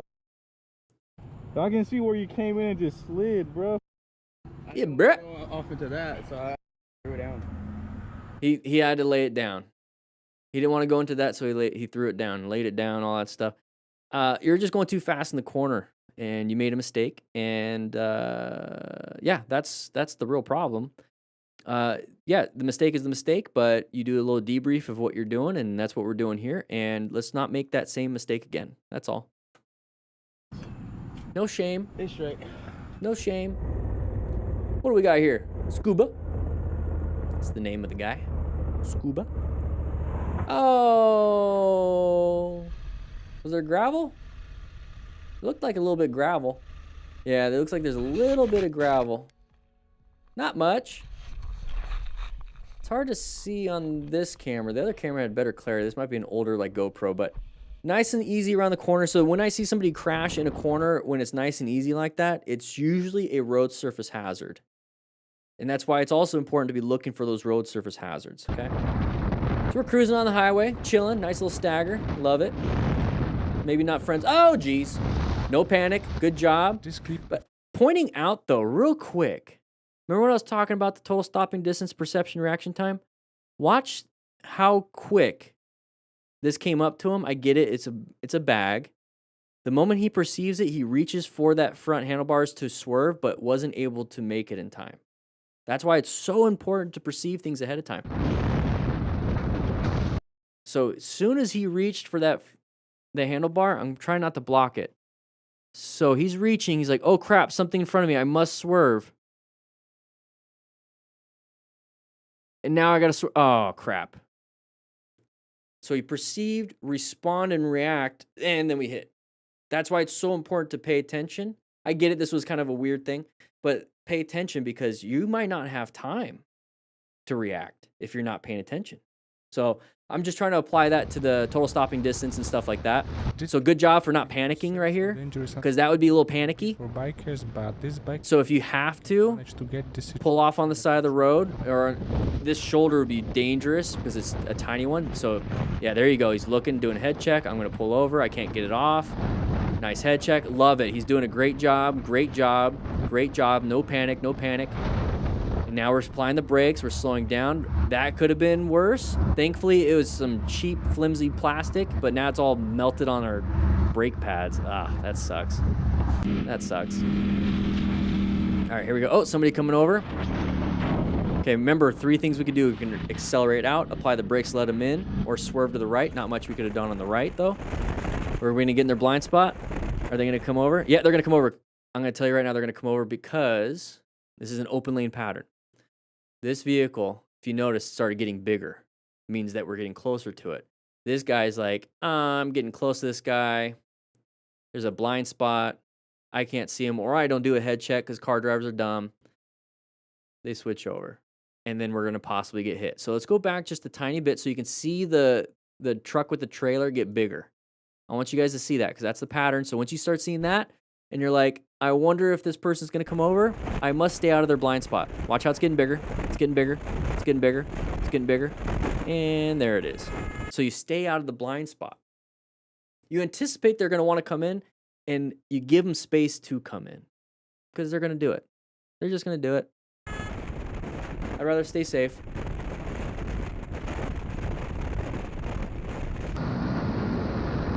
Nice little sharp turn. Okay, make it nice and easy. Let's go ahead and increase our speed. Sure, why not? Oh, good job avoiding a random car in the middle of the road. This rider experienced A little swerve mid-turn. when his wife didn't manage to corner. Fortunately, Okay, we're going pretty fast here. We're going 110 kilometers an hour. That's about 70. And Buddy can't make it going 70. Maybe his cat ears drug his helmet with some drag. So time to rescue. Time to rescue. Do your best. There you go. Remain calm. Ensure your own safety. No cars are coming. Check for any major bleeds. Do what you need to do.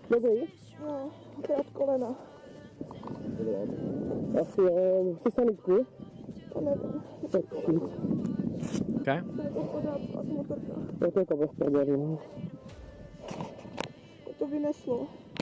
I don't know what she's saying, but they're probably doing an assessment. All right, here we go. Nice work gloves. So same thing, open lane pattern, switched over. We did a good job moving over to a new position for safety. Move on. They just switched over again because they don't want to be stuck behind the Nissan Altima. They're just going to do whatever they want. This is what motorcycle riders do all the time. They do it all the time. It's just a human behavior for people that are impatient. Especially if they don't check their blind spots. If they check their blind spots and they're like, oh, somebody's there, I'm not going to go. That's being patient. But some people just take it, and some people don't look, and that's an impatient driver. Now they're going to get in there and kind of slow you down and just be D-bags, and then he's going to switch over, letting them know, like, I'm a big boy. I'm a big boy. Mommy loves me. Just kidding. I haven't talked to her in forever. Whatever. Just let the idiot be. All right, what do we got here? Oh, slow speed maneuvers, guys. Practice your slow speed maneuvers. There's a digital version.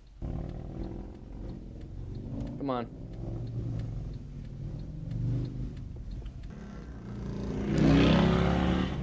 Dump the bike. So I was riding, I was getting ready to go in the right lane. After action review from... And then this guy happened. Okay. He was shifting all the way from the right lane all the way to the left.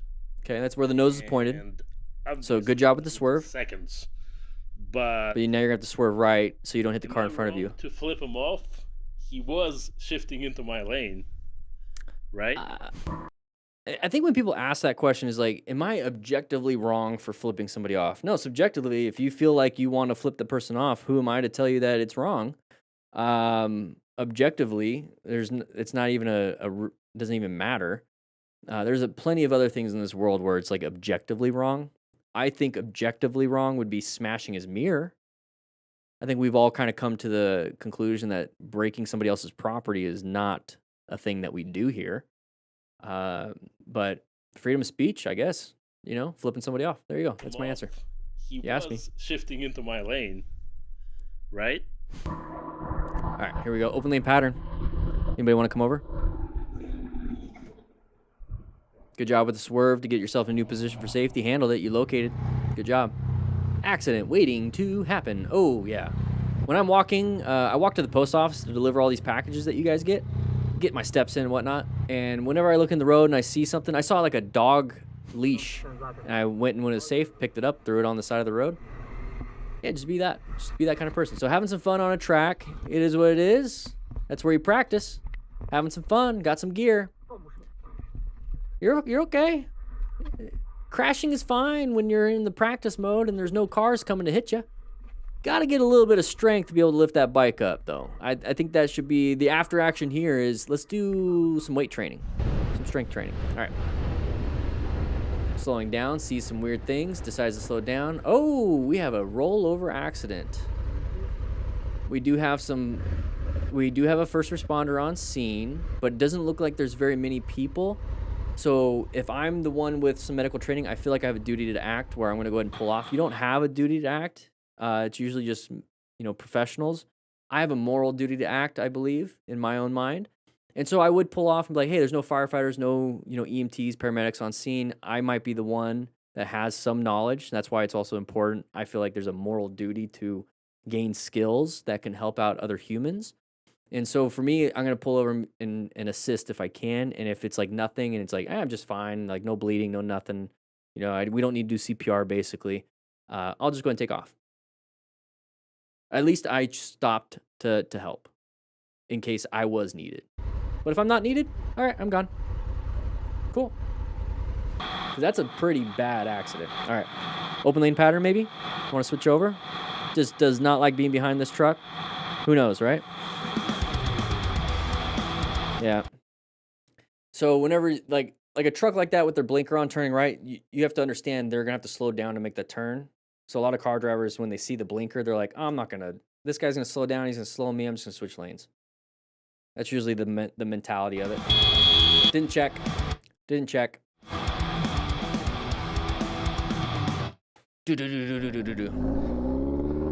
Hey, perfect area to practice. Let's see what happens. You can do some nice U-turns, figure eights. You can probably do the drills in this area right here. Oh, don't put your feet down. Keep it on the peg. Okay, apply the brakes. You're not going to make it. Apply the brakes. You're not going to make it. Oh. Yeah. Hey, you made the U-turn. Just not with the bike standing up. Okay. There it is, U-turn. A little bit of a whiskey throttle. You okay? Are you okay? It's okay. She says she's sorry. It's okay. Okay? My butt. No, it's okay. Oh, there's a little panic that she messed up. Yeah, I hurt your bike. I'm sorry. It's okay. There's a lot of shame involved. I get it. It's fine. It's okay. At that point, I'd stay quiet, let her handle her emotions. I just want to make sure you're okay. Are you okay? Do you hurt at all? I'm glad he switched it to her body being hurt. That was a freaking cool move, dude. He made it Can you fun. stand up? That's good. That's nice. Here, I'll do it. It's okay. See, a lot of people will shame her for having this response. It's fine. It's Okay. I like to look at it the opposite way, is that she is trying something absolutely new, and that should be celebrated, that she's doing something I'm glad that is different. Didn't fall on top of you. I know. Maybe outside of her comfort zone, so it's That's what fine. we got a helmet for. I know. But you're okay. And so Okay. at this position, I'm sure she's like, I really want to learn to ride because you ride, and I want to be a good girlfriend and all this stuff. And it's like, that's great. I'm glad that you're willing to do something that I enjoy, because I'm sure she's very, very sorry because it's his bike, right? And he's very, very understanding, and he's standing way over here. He's trying to teach her and everything like that. And that's perfectly fine. At the end of the day, she's like, I just don't ever want to do it again. It's like, I tried it. I crashed. It's scary. Don't like it. Don't push her to do it. Just don't push her to do it. It's like, thank you for trying. I appreciate it. You understand how difficult it is, and this is why I take safety, and this is why I train so much. It's very difficult, right? So at least you're going to have some kind of understanding, at least with your girlfriend or your husband or wife or whatever it is. And there it is. That's a trust building exercise in of itself. But this is also why I did develop the Riding Smart book. This is why I developed all these other books right here, is that I want you to be able to practice and learn on your own. And in every single one, it's 9 chapters for this book, but there is QR codes for each one. So I actually demonstrate the whole exercise. So you get a video lesson for every chapter and for every drill, basically, and soon for every single rescue video and everything like that. But I want you to be able to practice this. I want you to be able to do this and have a good time. And if she's like, I don't want to do this, I don't want to do this, like, okay. If she's like, I don't want to learn here, I don't want to learn here, I'm scared to drop your bike. Say, okay, maybe we can, let's try an MSF course. Let's try that. It's in a closed environment. We can use their bikes. You could drop it all you want. Not a big deal. You might not pass though, but let's just go and try that. And it's like, let's save up some money and I'll take it with you. It'll be fun. So this right here is a very common mistake. So we know we have to make a left-handed U-turn, and we're not comfortable with the turning of the handlebars because I'm assuming she's gotten to the point where if I turn the handlebars, I start to fall left. Like if I'm turning my handlebars left, I fall left. So I'm going to do the natural response of I'm going to put my left leg down for balance. So if I do fall down or fall left, I'll catch it. No. That's a bad training scar because that right there tells you that whenever you feel unbalanced, you put your legs down. And you don't want to be doing that when you're riding. So the goal is to keep your legs and your feet on the pegs, and then practice your head movement, your handlebar movement, counterweight, friction zone throttle control. And that's what we go through in the book. I take you, so we're just practicing friction zone throttle control and braking, just going like this. And then in chapter, I believe 4, I take you, chapter 4, right here, up and down the street. Essential riding drills, street riding, U-turns, and figure eights. We're just going up and down the street just like this is the street. And we're practicing our U-turns. Once again, you get the QR code so you can scan the video to watch. We're practicing our U-turns with paddle walking at first, just so you can get an understanding of the turning and the balance change. Like I said, that's what she's doing right here. She's basically putting her leg down. We're going to go ahead and do that. I get it. That's a natural response. Then we're going to ride with her feet up. And then we're going to go ahead and do some U-turns. And then we're going to do some figure eights. Just on the street. I show you that in the video. So I walk you through every single step. So right here, I would have her go straight. Just go straight. And then when you get to where you want to turn, put your feet down, turn the handlebars, and paddle walk the turn so you can feel the difference in the balance. And then come straight back to me. Do the same thing, do the same thing, do the same thing. You're comfortable? Okay, now we're going to keep our feet up, and you're going to do the same thing on the turn. And if you get to the point where you're like this, stop. Just stop. Paddle walk it to where you're straight. You at least got half of it done. So now when you come back to where I'm at, you're going to try it again with your feet up. Then stop if you mess up. And you're going to keep doing that until you finally get to the point where you can keep your feet up all the way on that U-turn. And then we're going to try figure eights. And I show you how to do it in the book. That's the whole process. And you're going to get to the point where it's like, oh my gosh, at the beginning, I couldn't even do it without paddle walking. And now I'm doing figure eights. And now I'm having fun. Let's go in the neighborhood and practice turning. Let's practice shifting. Let's practice this. That's the whole process. I take you down with the Riding Smart book right here. The whole process all the way to going to like riding on the road for the first time, getting to a parking lot, and practicing your test. So I try to get you through all that stuff. But if this is too much, I get it.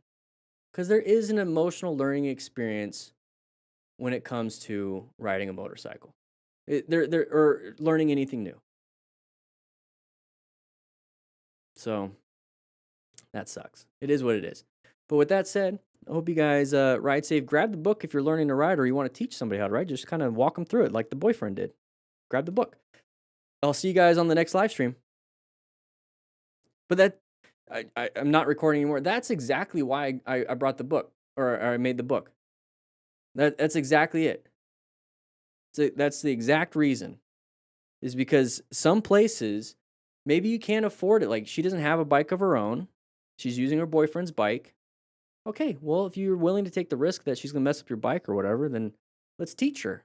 And if you don't know what, I worked really, really hard on slow progression and mastery of certain skills to finally get to the point where you're doing what she's doing. I worked really hard on that. It's pedagogy, all these different things, progressive overload. I've studied it, and I've made it to where it's literally step by step by step so that you're able to do that. So if you're the boyfriend and you want to teach her how to ride, It's like, let's watch chapter 2 first. Because chapter 1's minimum motorcycle gear. Maybe he already figured it out. But it's like, okay, let's start with chapter 1. Let's watch the video, go through the book.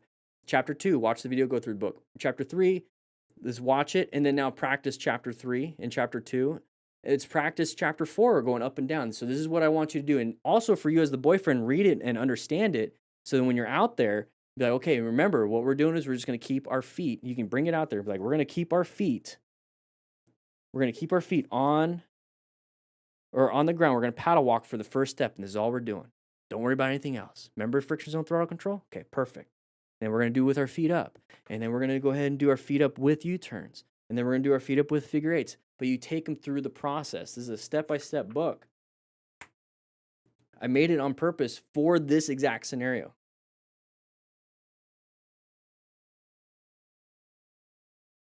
It's 2 o'clock.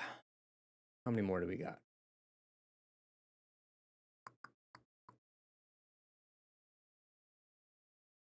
All right. I'm not going to pause this one as much because the first video is like 45 minutes long. It's 2 p.m., yeah. I have the vet appointment at 4. But I have to start getting ready because once I'm done with the vet appointment, I got to travel across town. It's 12 a.m. All right, we're going to power through this. 3, 2, 1. All right, everybody, we have a MotoStars video. We're going to be going over the plan method. I'm just going to briefly talk about some of this stuff, but we're going to watch some crashes and close calls so we don't make the same mistakes ourselves. So if you're a brand new rider, pay attention. We have closed captioning on. We're going to turn that off. We're going to be going over the Smart Rider motorcycle training system. We're using all the skills in the books that I sell in the shop. So you get a bunch of books. Okay, person wanted to come over. We're going to talk a little bit about open lane pattern. We're going to see that here. That's part of the plan method, like I said. All right, so same thing right there. That's an open lane pattern. So somebody, let's go back just a little bit. Our lane is moving because we're in the far left lane. It's the HOV. I guess you guys know this in California. They're stuck in traffic. They're going to want to go to the open lane. So whenever you're riding in something like this, the HOV or a lane that's moving, there's nothing like, and people are stuck, they're going to want to come in. So go ahead and put ourselves in a new position for safety over here because anybody coming from the other side might get close to us. We can swerve, brake, or accelerate. This one, I would just apply the brakes, let them in. It is what it is. Or do the swerve like that. Perfect. Either way, you do something other than rev bomb and hit mirrors, okay? All right, now that we got over that, check out all the links in the description for Cardo, for rock form. I use rock form for my phone mounts. Right here, we're going to do, oh, he's crossing the gore area. So you see something weird like that, stay away from him. Don't fight for your lane. Switch lanes or accelerate out. Get out of there. Don't just like, I see it, I'm going to just be next to him. All right, crazy, crazy fog. Oh, can't do much about a door. That's why as a smart rider, just in case we do crash, we have gear. So these are the principles we try to stick to. All right, here we go. Toy fan. Impatient, the driver decided to overtake this ride in a safe manner. Okay, it's a green light. We're going. We checked both ways. We're moving through. Oh, idiot. Big idiot. Let the idiot be in front. I'm not hit. Shouldn't be doing that, but I'm not going to be near. Oh, my gosh. There's the shoulder right there. So let's go ahead and rescue. I think that was, one sec. I think that was a little bit of a fake fall. Yeah, his legs were still functioning, so that wasn't a syncable episode. All right, learner rider. Okay, nice and easy around the corner. Oh, lost some traction on the front tire on something, so like a road surface hazard, so always be paying attention to that. Could have been gravel, oil, or whatever. Hey, it's a Prius. They always cause the problems, but let's see what happens here. We did the open lane. We switched over. They decided to move over. We're just, that was nothing. We kind of created that. So maybe don't be doing, oh, there's the side of the vehicle. So the plan method. There's the headlights right there. That's the side of the vehicle that indicates it is a hazardous situation because when you see sides of the vehicle, okay, not the back of it or the front, but the side of it, specifically the side, that's letting you know it's an intersection. The car's going like this, you're going like this, possibility of a crash. So whenever you see intersections and corners, hey, it's a hazardous situation. I should go ahead and check for any threats. And if there is a threat, I can only do 3 things. Swerve, brake, or accelerate. Here, he's going to go ahead and apply the brakes if he's not going to stop in time because total stopping distance is kind of affected here, where he needs a little bit more room to come to a stop. You can always switch it up. Hey, I'm applying the brakes. I'm not going to stop in time. I'm going to swerve to the right. Should the car have done that? No. I always talk about this. At the end of the day, who's responsible for you? Without clips like this one, So it always boils back down, give you an it idea reduces back down to who cycle gear is. can keep you safe. It's really just you. So that's why we're trying to learn how to ride a motorcycle and get all the slow speed drills and get the rescue booklet. Okay, and you get a rescue card with it. Nice little rescue card. Out of South Street.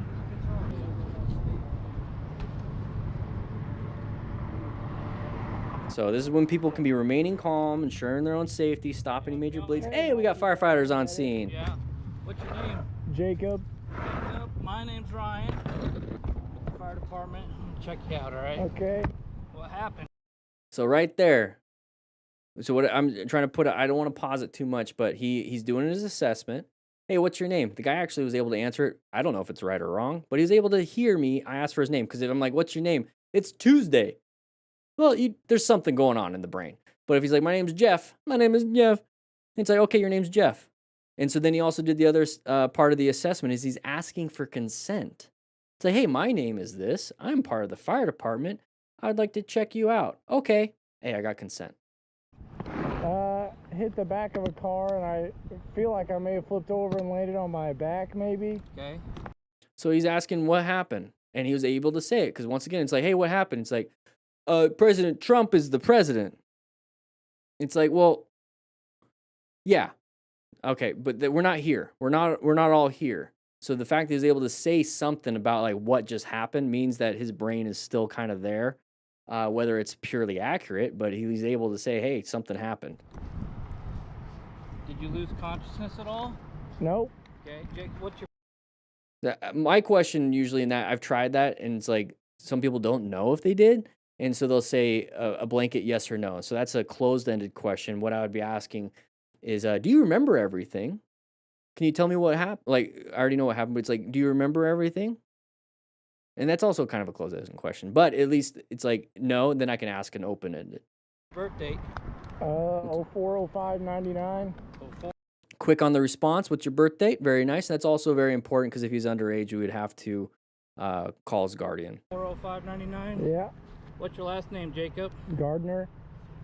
Gardner. Yeah. All right.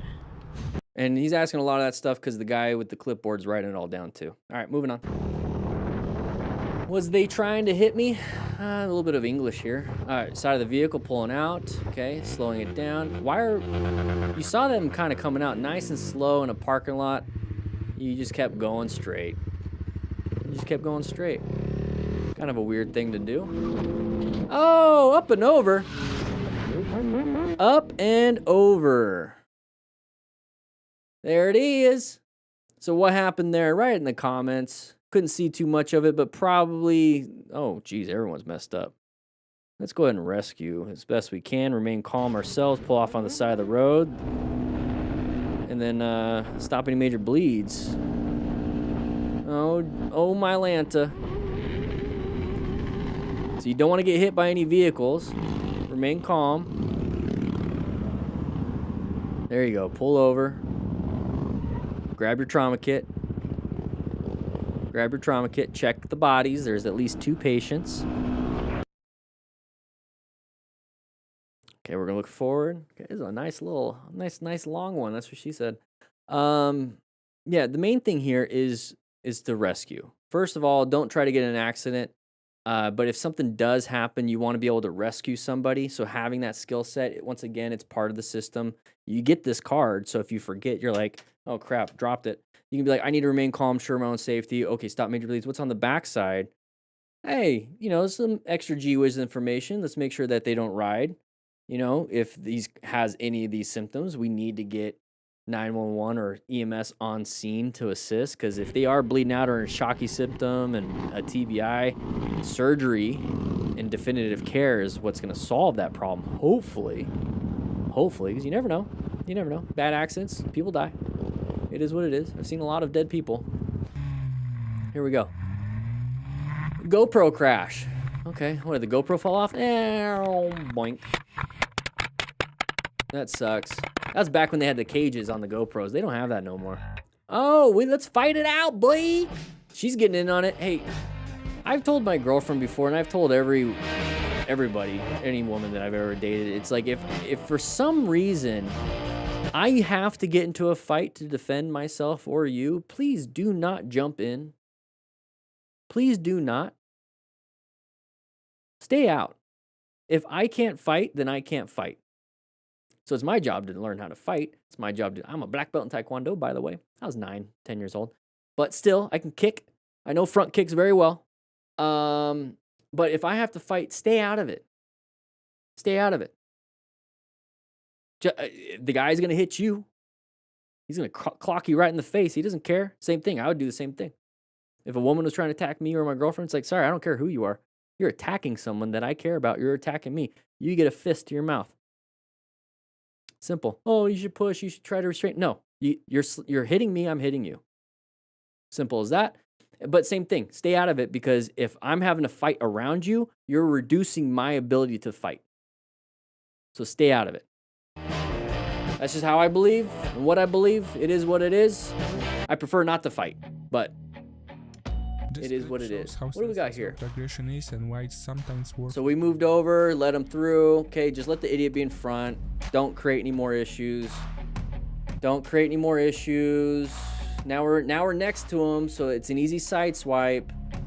If the idiot's in front, you can adjust how you ride and stay away. Because the main thing, you have to think about the incentive for them to do this. They're pissed off because you guys are slowing them down or whatever, right? Let's just pretend you're slowing them down. It's like, I need to get where I need to go. I need to go home and take a dump.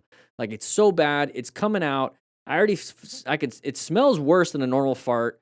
I have to get home, and now you're slowing me down. I'm going to speed off, right? So the incentive is to speed away. So if they're in front of you, all you have to do is roll off your throttle and create a gap, and they're going to keep going. And you don't have to deal with them anymore. Simple. But speeding back up to get next to them and then do this, all they have to do is now hit you. It's like, I have to get home. I'm going to shit my pants. So just let them get home. Let them get home.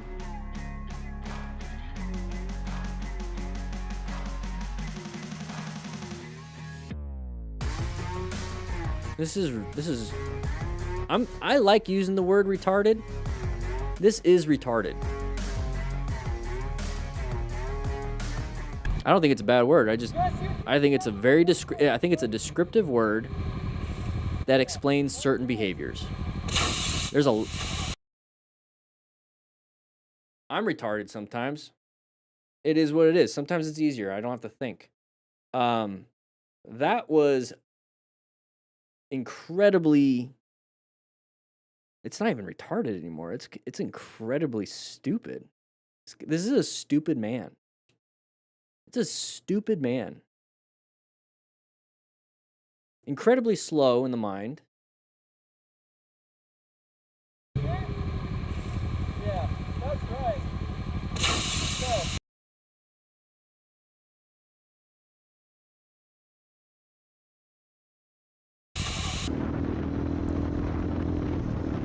They always say that super view makes it look further away. It's a pretty rainy road. I get it was far away, but that was the side of the vehicle, another side of the vehicle. So let's slow it down. Slow it down. It's the surface of the road is gonna make it harder to brake anyways. So let's just slow it down.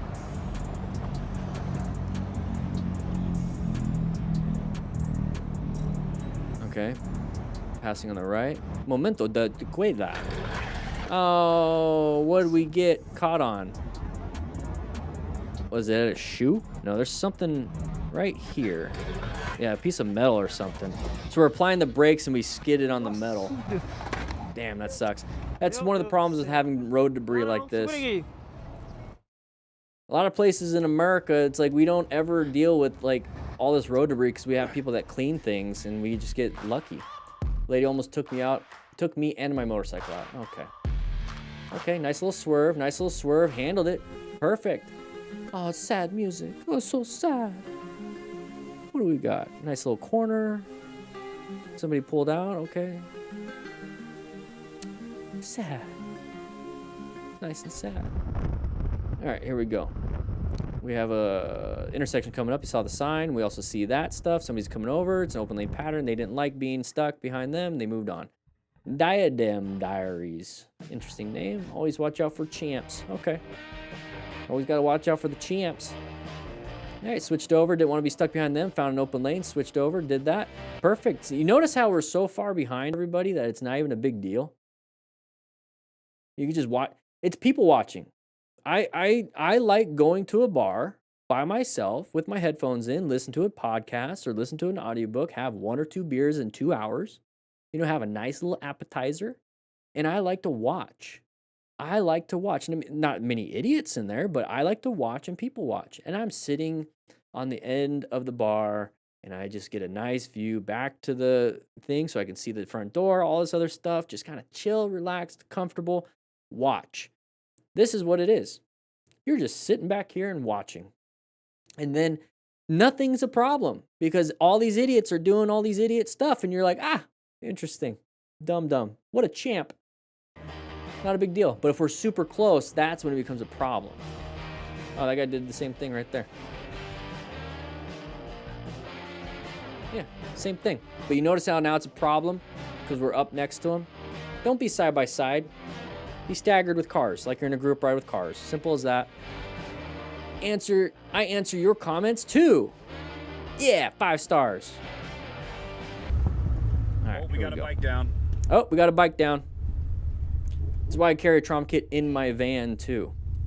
Right in the middle just in case. Because you're in the middle of nowhere and you can bleed out before anybody comes to help. Other than maybe a bystander. And this is why I have this moral duty to act when it comes to helping somebody. This moral duty to act. Okay? And if there's no injuries, great. But if there were injuries, not so great. I want to make sure I can help.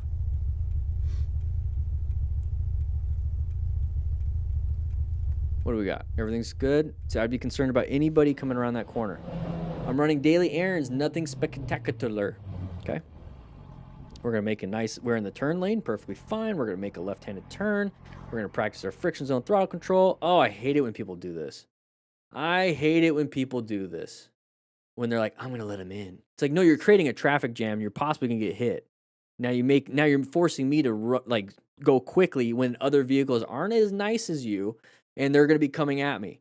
Just go. I have patience. I will wait. You're creating a problem. This is why I don't do that either. Like, I don't, let people in. Yeah, thank you anyway. Yeah.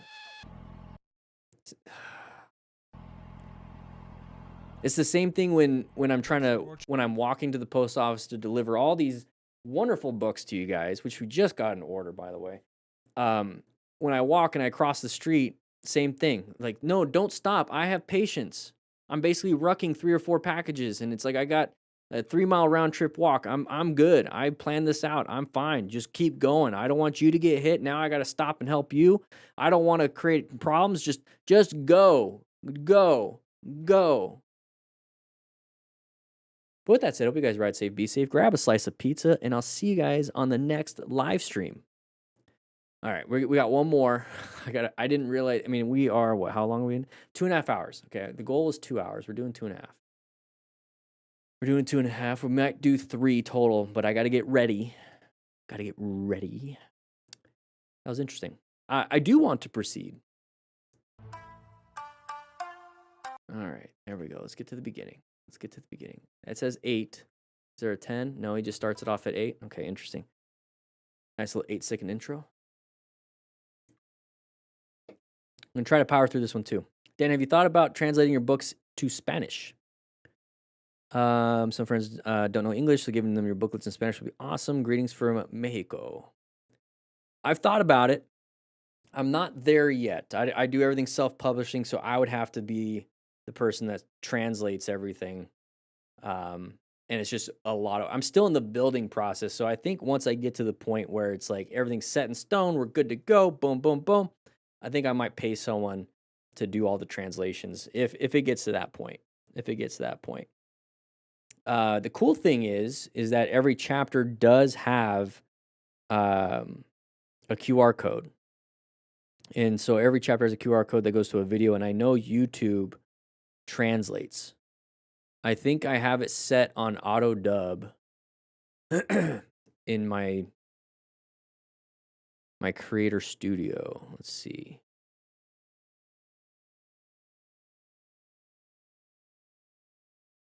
Advanced settings. Yep. So this is on the back end of my channel.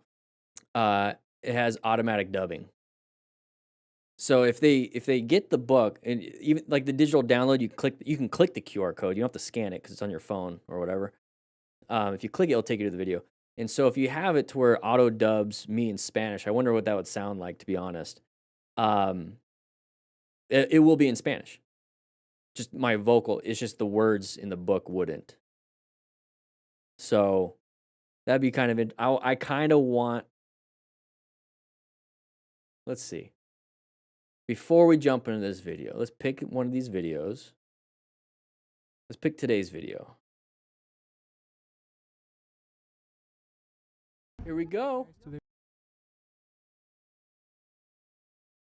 Let's just do that.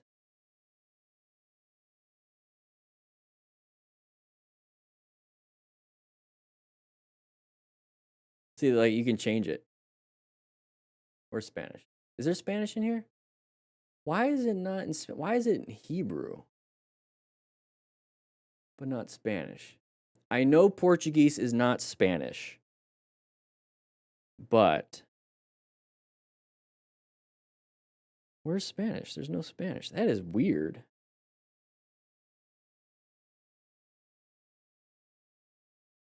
Let me go on the back end.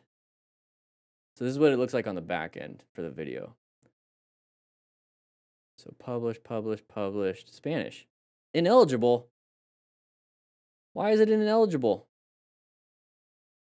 What the heck? Okay, maybe I'm wrong then. I guess you won't be able to. But let's see what it sounds like in Portuguese. Vamos lá. Vamos dar uma olhada neste vídeo do Moto Stars. Vamos It's not my ativar o voice. método do plano. Mais uma vez, links na descrição para descontos em Cardo, descontos em Rockform, tudo, incluindo o sistema de... Let's try. What do you guys want to see? Hebrew? Let's see what it's in Hebrew. אופנוע סמארט ריידר, כי אנחנו הולכים להשתמש בזה בסרטון הזה, נדבר על מה לעשות אחרת. עכשיו, זה לא טוב. אני רוצה להעיף מבט מהיר על הרגל שלו. אוקיי, חשבתי שהרגל שלו מתחת. אוקיי, אז זה לא טוב. פגיעה. Let's try German. Does it sound, Elad, I know you're in Israel, so like, does that sound like it? It's German. Let's see how angry I sound. Mögliche Rückenverletzungen. Wir sind an der Seite. Aber hier ist noch etwas, das ich hervorheben möchte. Das ist tatsächlich ein ziemlich gutes Video. Wir sind. Give me like a deeper voice. Da haben wir's. Das ist eine bessere Sicht. Wir sind an der Seite. Das möchte ich von euch machen, wenn ihr geparkt habt. Das ist. Let's do Japanese.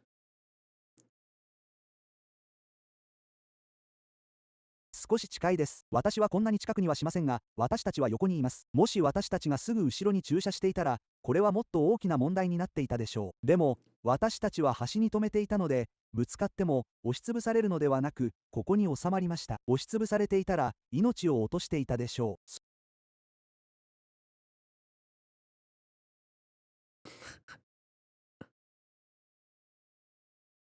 Polish. On zostaje uderzony, to służy jako ponure przypomnienie, że na drodze może... Yeah, that's interesting. We'll keep it on English. The German translation was bad? Okay, so then it's not like accurate.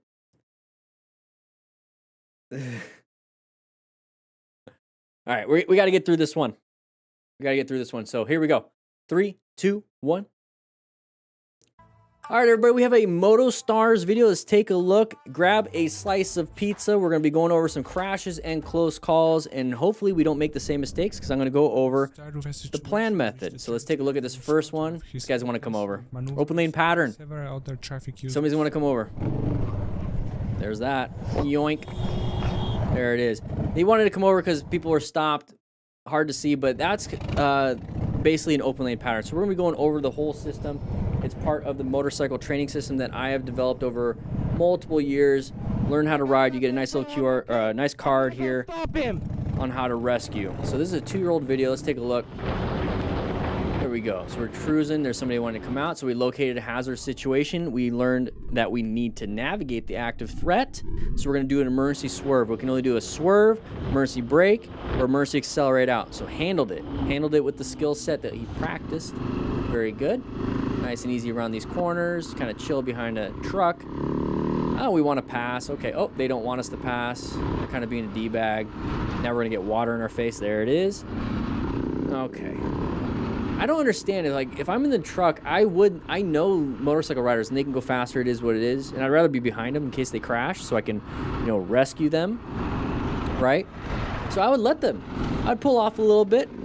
They don't need a lot of room. I don't need to pull off on the side of the road. I just, you know, pull off the side, and then they can go around. Behavior of the part of the driver. D-bag truck. Haste, failed All right, to what do we got? distance We're just chilling. We're riding. riding. Watch out for the bus. I don't like oh, Jesus. Yeah, dumb driver. This is why we wear full gear. This is the principles that we stick to. We try to get to that, so we acquire and use personal protective equipment. Oh, what happened here? Let's take a look at that. So we're coming up. We had to layer down, and this is why we wear full gear. We just put our hands down, right, to protect our body, so our hands don't get all ripped up. Oh, we got gloves. Very nice.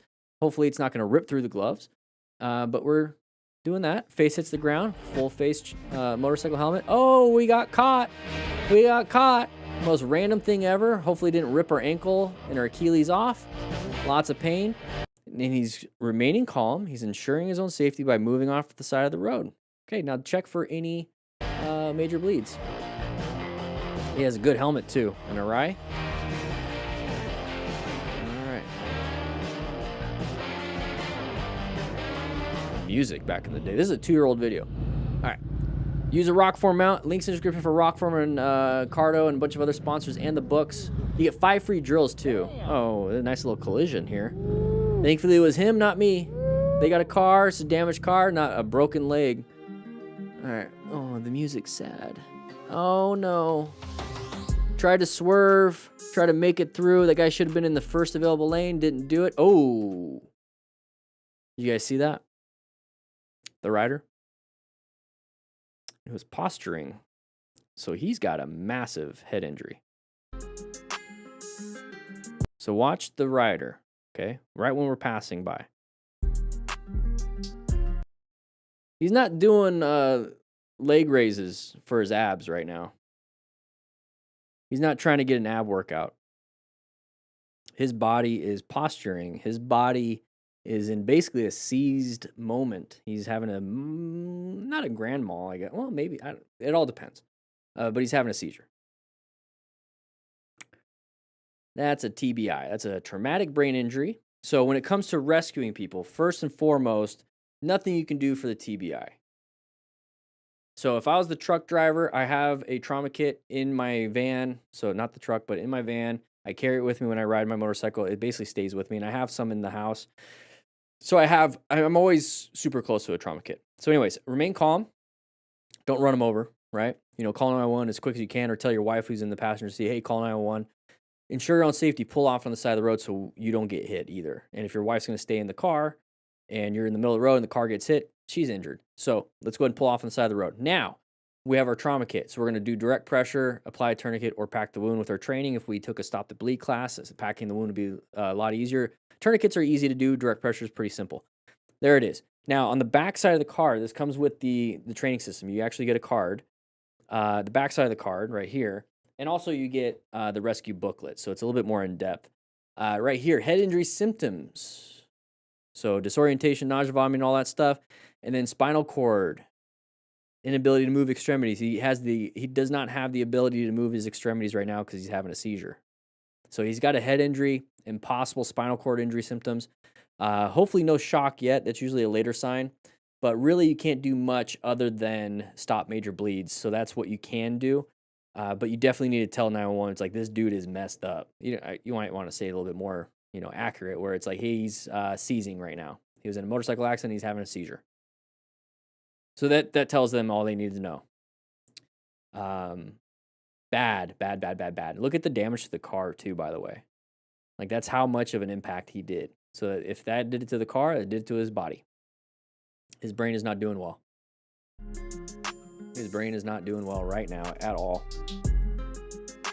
That's why I feel it's a moral duty to act. It's not a legal duty to act for you or me anymore, because I'm not in the fire service, but it's a moral duty to act to help out for me. Here's the side of the vehicle right there.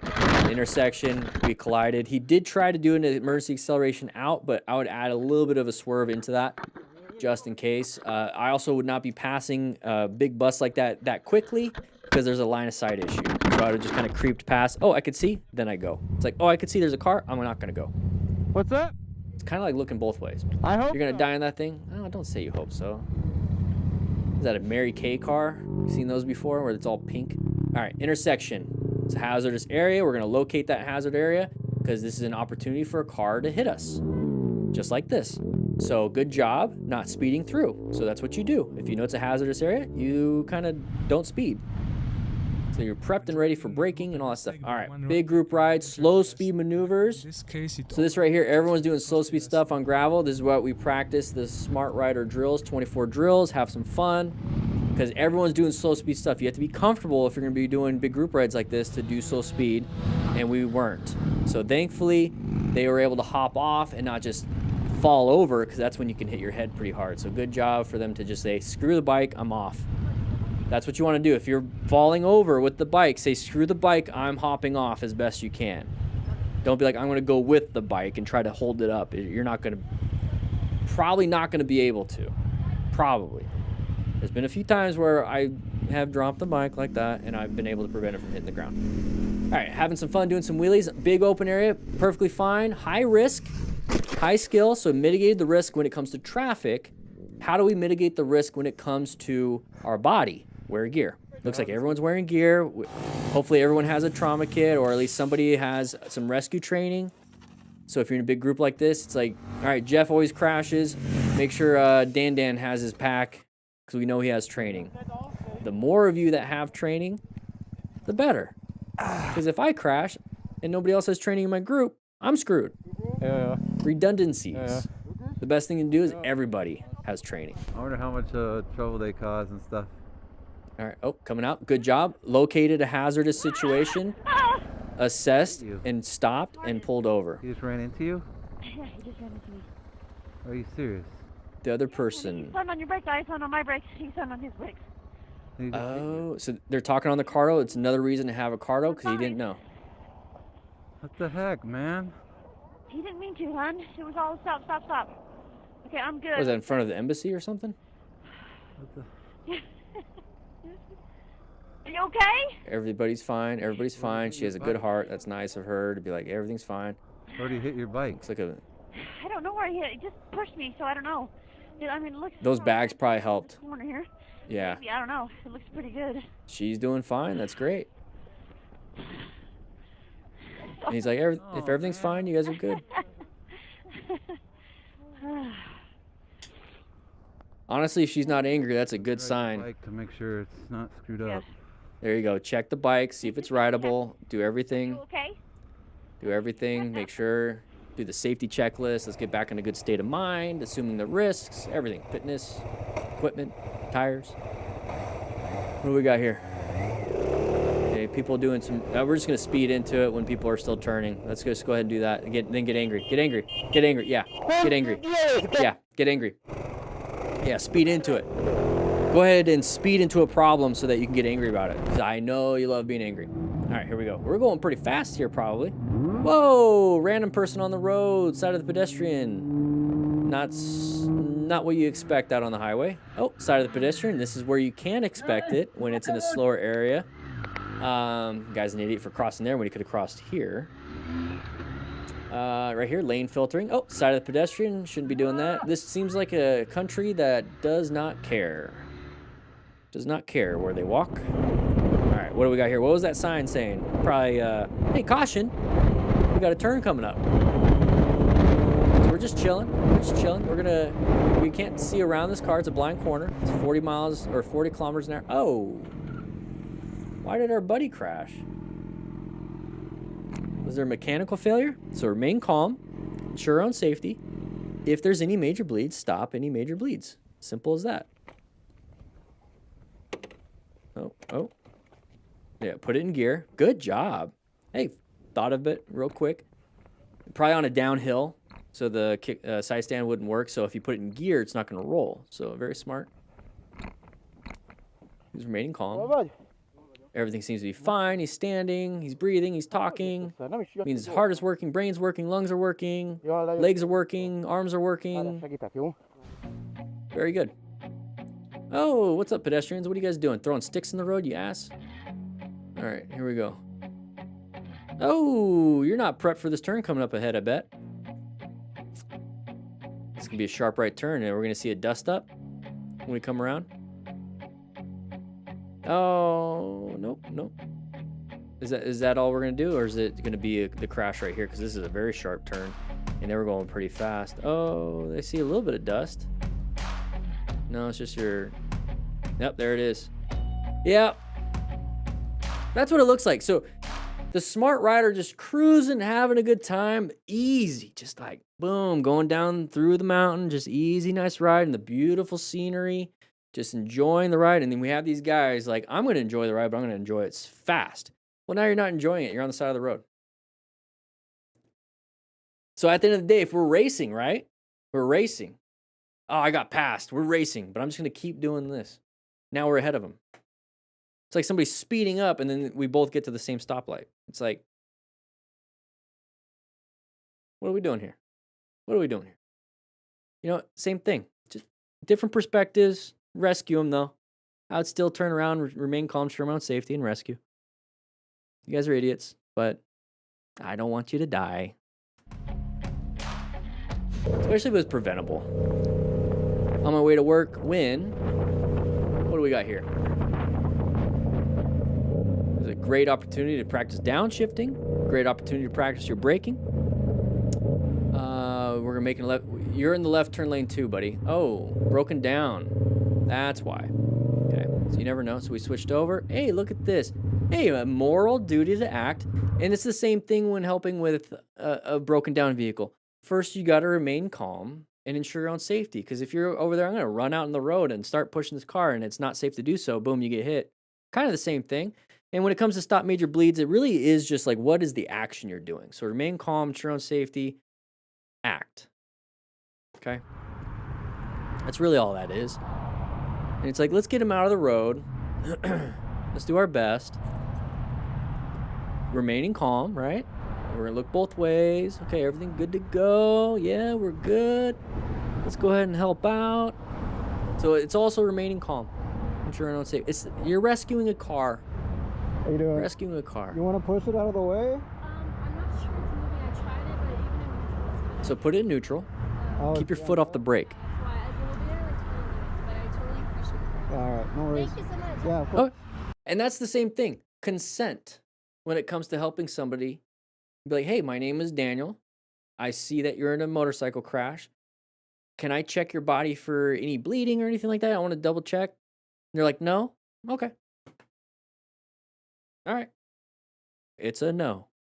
And so he's like, hey, I'm going to remain calm, ensure my own safety, and stop major collisions with a broken down vehicle. Hey, I'm coming up to you. I'm going to do an assessment. Be like, hey, I see that you're stuck. Would you like me to help push you off the road? And she's like, no, I'm good. Okay. All right. Not a big deal. Same thing. Oh, it was jammed up even neutral. Not sure how that happens, but I guess she was fine sitting there. Yeah. Okay. Can't help everyone, I guess, but you can sure try. You know what, Joseph, 182. Good mentality. Good mentality. Yeah, I was just asking her if she wanted to move it out of the way. Yeah, she's broken down right there. No. We're good.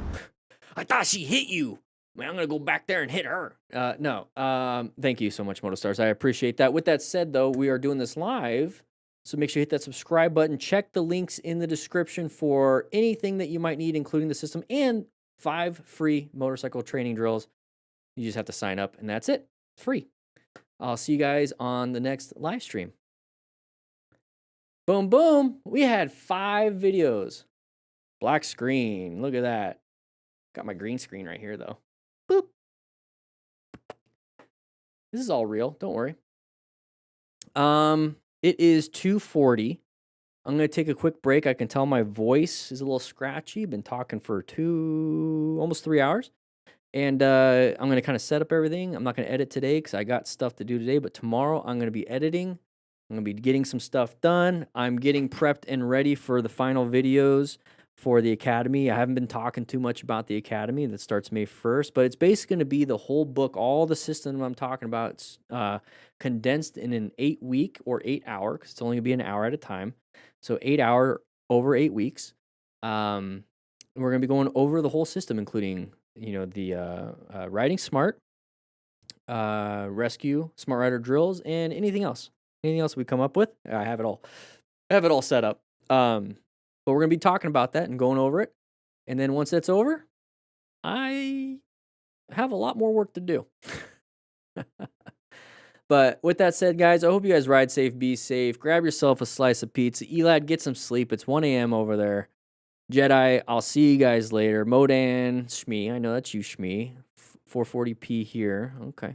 Or PM. Have some fun. Enjoy your evening. I'm going to enjoy mine. I watched so many videos. I'm getting my license. While getting my license. Awesome. Mano, Malab, Pone, 9102. Nearly 11 p.m. Doodletron, how you doing? Potshot, thank you for joining. Thank you for being here. You were here the whole time. Call sign glitch, how you doing? I'm glad you're here. How to be Hobby D. I'm gonna say it like that. I like it. Israel Garcia. Catch you guys next time. We have a video coming out, I think, in a day or two. And then we got all these I gotta edit, so you'll see some more of that. But I got some packages to make too. All right, guys. I'm gonna go ahead and take the elevator out of here. I'll see you guys later. Bye.